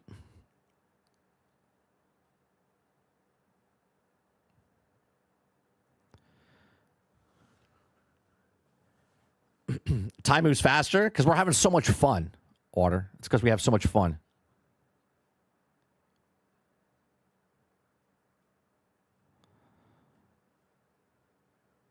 What else we got here? Stellar Blade, $40 on Newegg with code. Wario put that up there as well.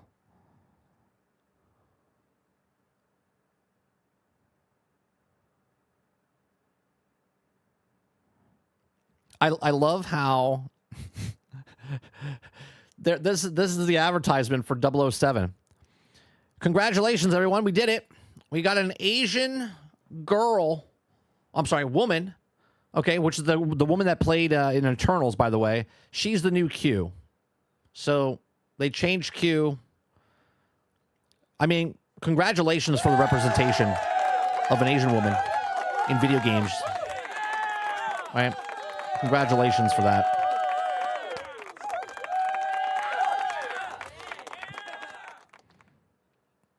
Fantastic.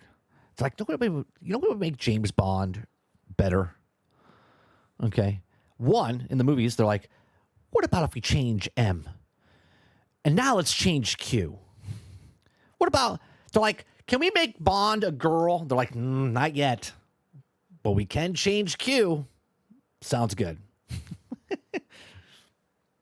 She's also in BBC's show called Humans.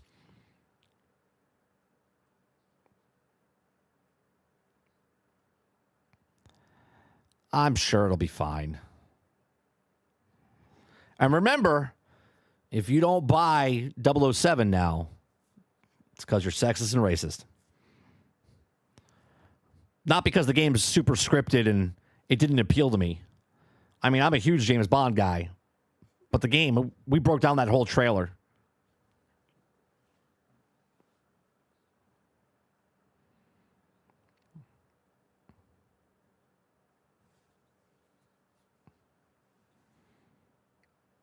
Not that the car is actually like just like floating above the ground, doesn't interact with anything. Has nothing to do with those things. Let's see what else is going on. Ghost of Yotei releases final trailer ahead of launch. I don't need to watch that. Ghost of Yotei is getting an 87 on Metacritic for the early reviews.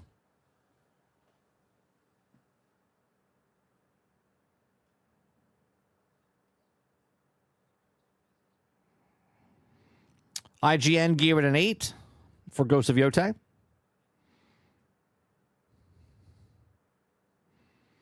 Kotaku's got 6 big takeaways. Big 6 takeaways from the first Wolverine trailer. All right, let's see what the big takeaways are. Omega Red. Okay, there's one. Some of the games may recount Logan's past. Okay, that's 2. Unlike Spider-Man, Wolverine won't take place in one city. Okay. Gnarly. Yeah, why did they blur it? Why did they blur this? I got a crystal clear shot of it. Mystique. Okay. I'm interested to see what they do with other characters. Like any type of Marvel video game, you always wonder how many cameos will be in the game itself. You know what I mean? The Sentinels will play a part in the story. Well, you would hope. You would hope, right? This could just be this could be 100% a press X moment. Do you know what I mean? Like, you're not really fighting it. It's more of like, it's a movie sequence and you're going to hit X and A and O and triangle to dodge and do all these stuff. And you're not really actually going to be playing against this thing. It's going to be a movie cinematic type of thing. That's what this seems like. Hopefully I'm wrong. Hopefully it's actual fighting instead of, oh, he's about to swipe you, X, and you dodge and you hit him a couple of times type of thing. But we'll see. We'll see.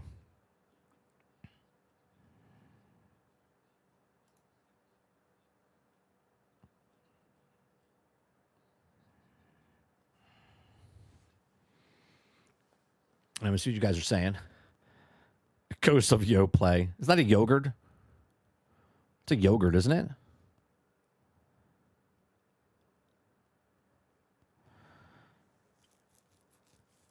Aku says 30 Sentinels are scripted to stand up and say, hey, how's it going? Then move on.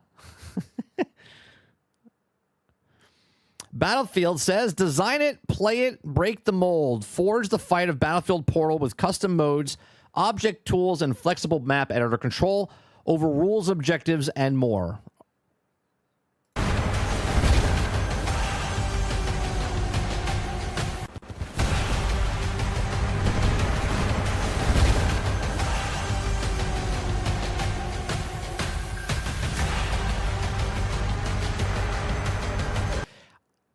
I think this is fantastic that you can go in and create more Battlefield maps.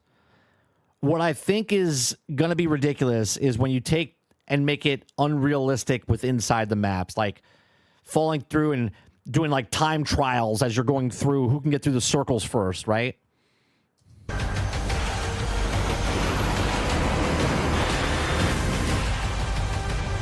Like this. This to me is not Battlefield. This is Inception. Do you know what I mean? Now, I get it. From a gamer's perspective, this is awesome because you could do what you want, right? Make what you want. From a gamer perspective, it's fantastic. But at the same time, not a big fan of this. Not a big fan of this.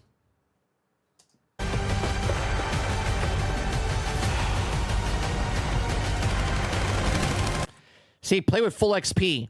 So they don't care if you're playing the actual game. They don't care if you're playing PvP. They don't care. They just want you. They just want you to be in the game. Be in the game. I don't care what you're doing in the game, but you get full XP no matter where you go.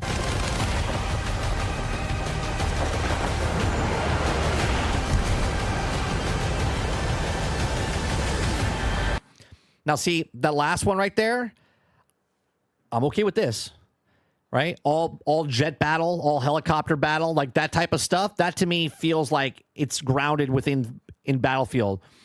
But roads and things hiding up in the sky and no, I'm not in for that.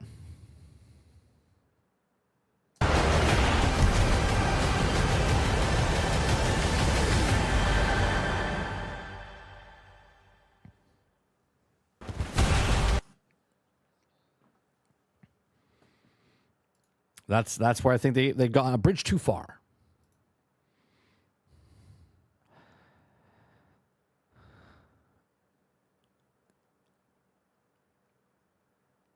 Let me see what the people are saying. It's raining tanks. Wish list. Add ranks, levels of the scoreboards, add old ribbons, plus medal system, strike at Kirkland, Gulf of Omen, older maps, work on the settings menu, dynamic weather, maybe a behemoth-like airship, platoons. Are they not have platoons? So I thought someone said they're putting platoons. Are they not putting platoons? Robert Jones says, tank racing with rocket jumps will be lit. I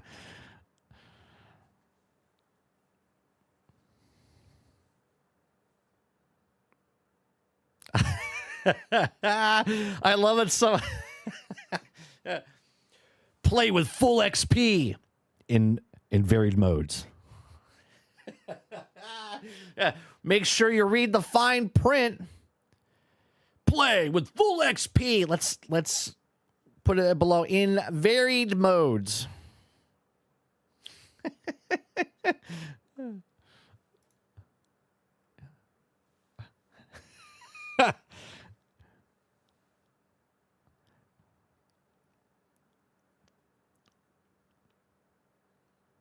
Yeah, it's turned to GTA Online. It's basically what it's turned on to. Oh, boy. All right, well, it is what it is. Not going to get upset about it. Just...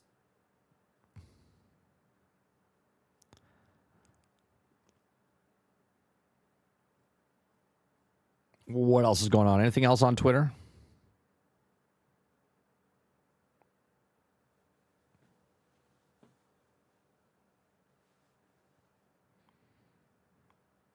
Show them I'm not going to buy the game. Let's see here.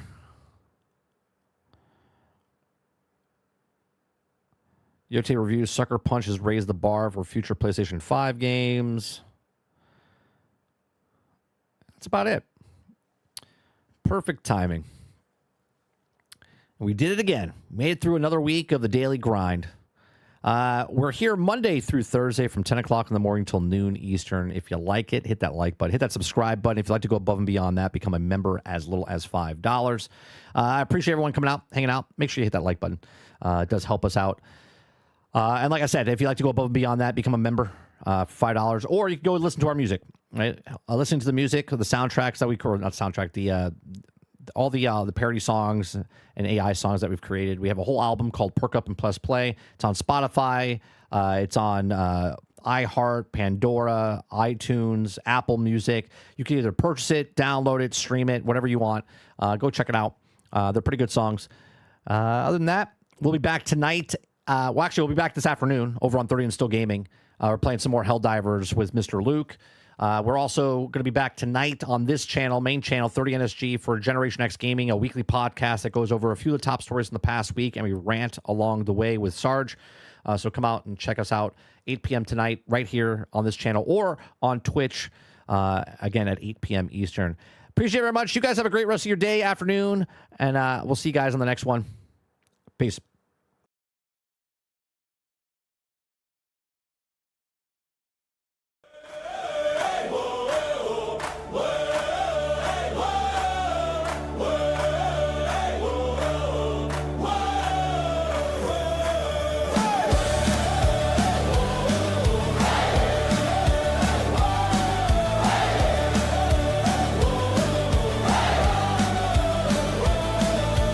Day one hype, they sell us life. Cinematic trailers, no gameplay inside.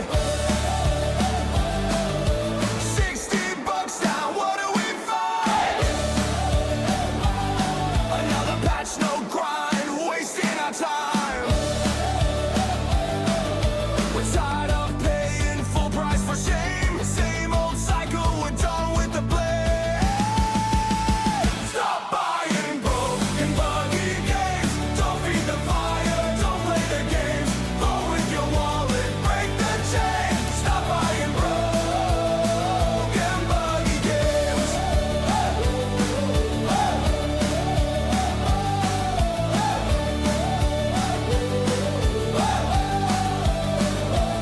They'll promise fixes, the patch is near.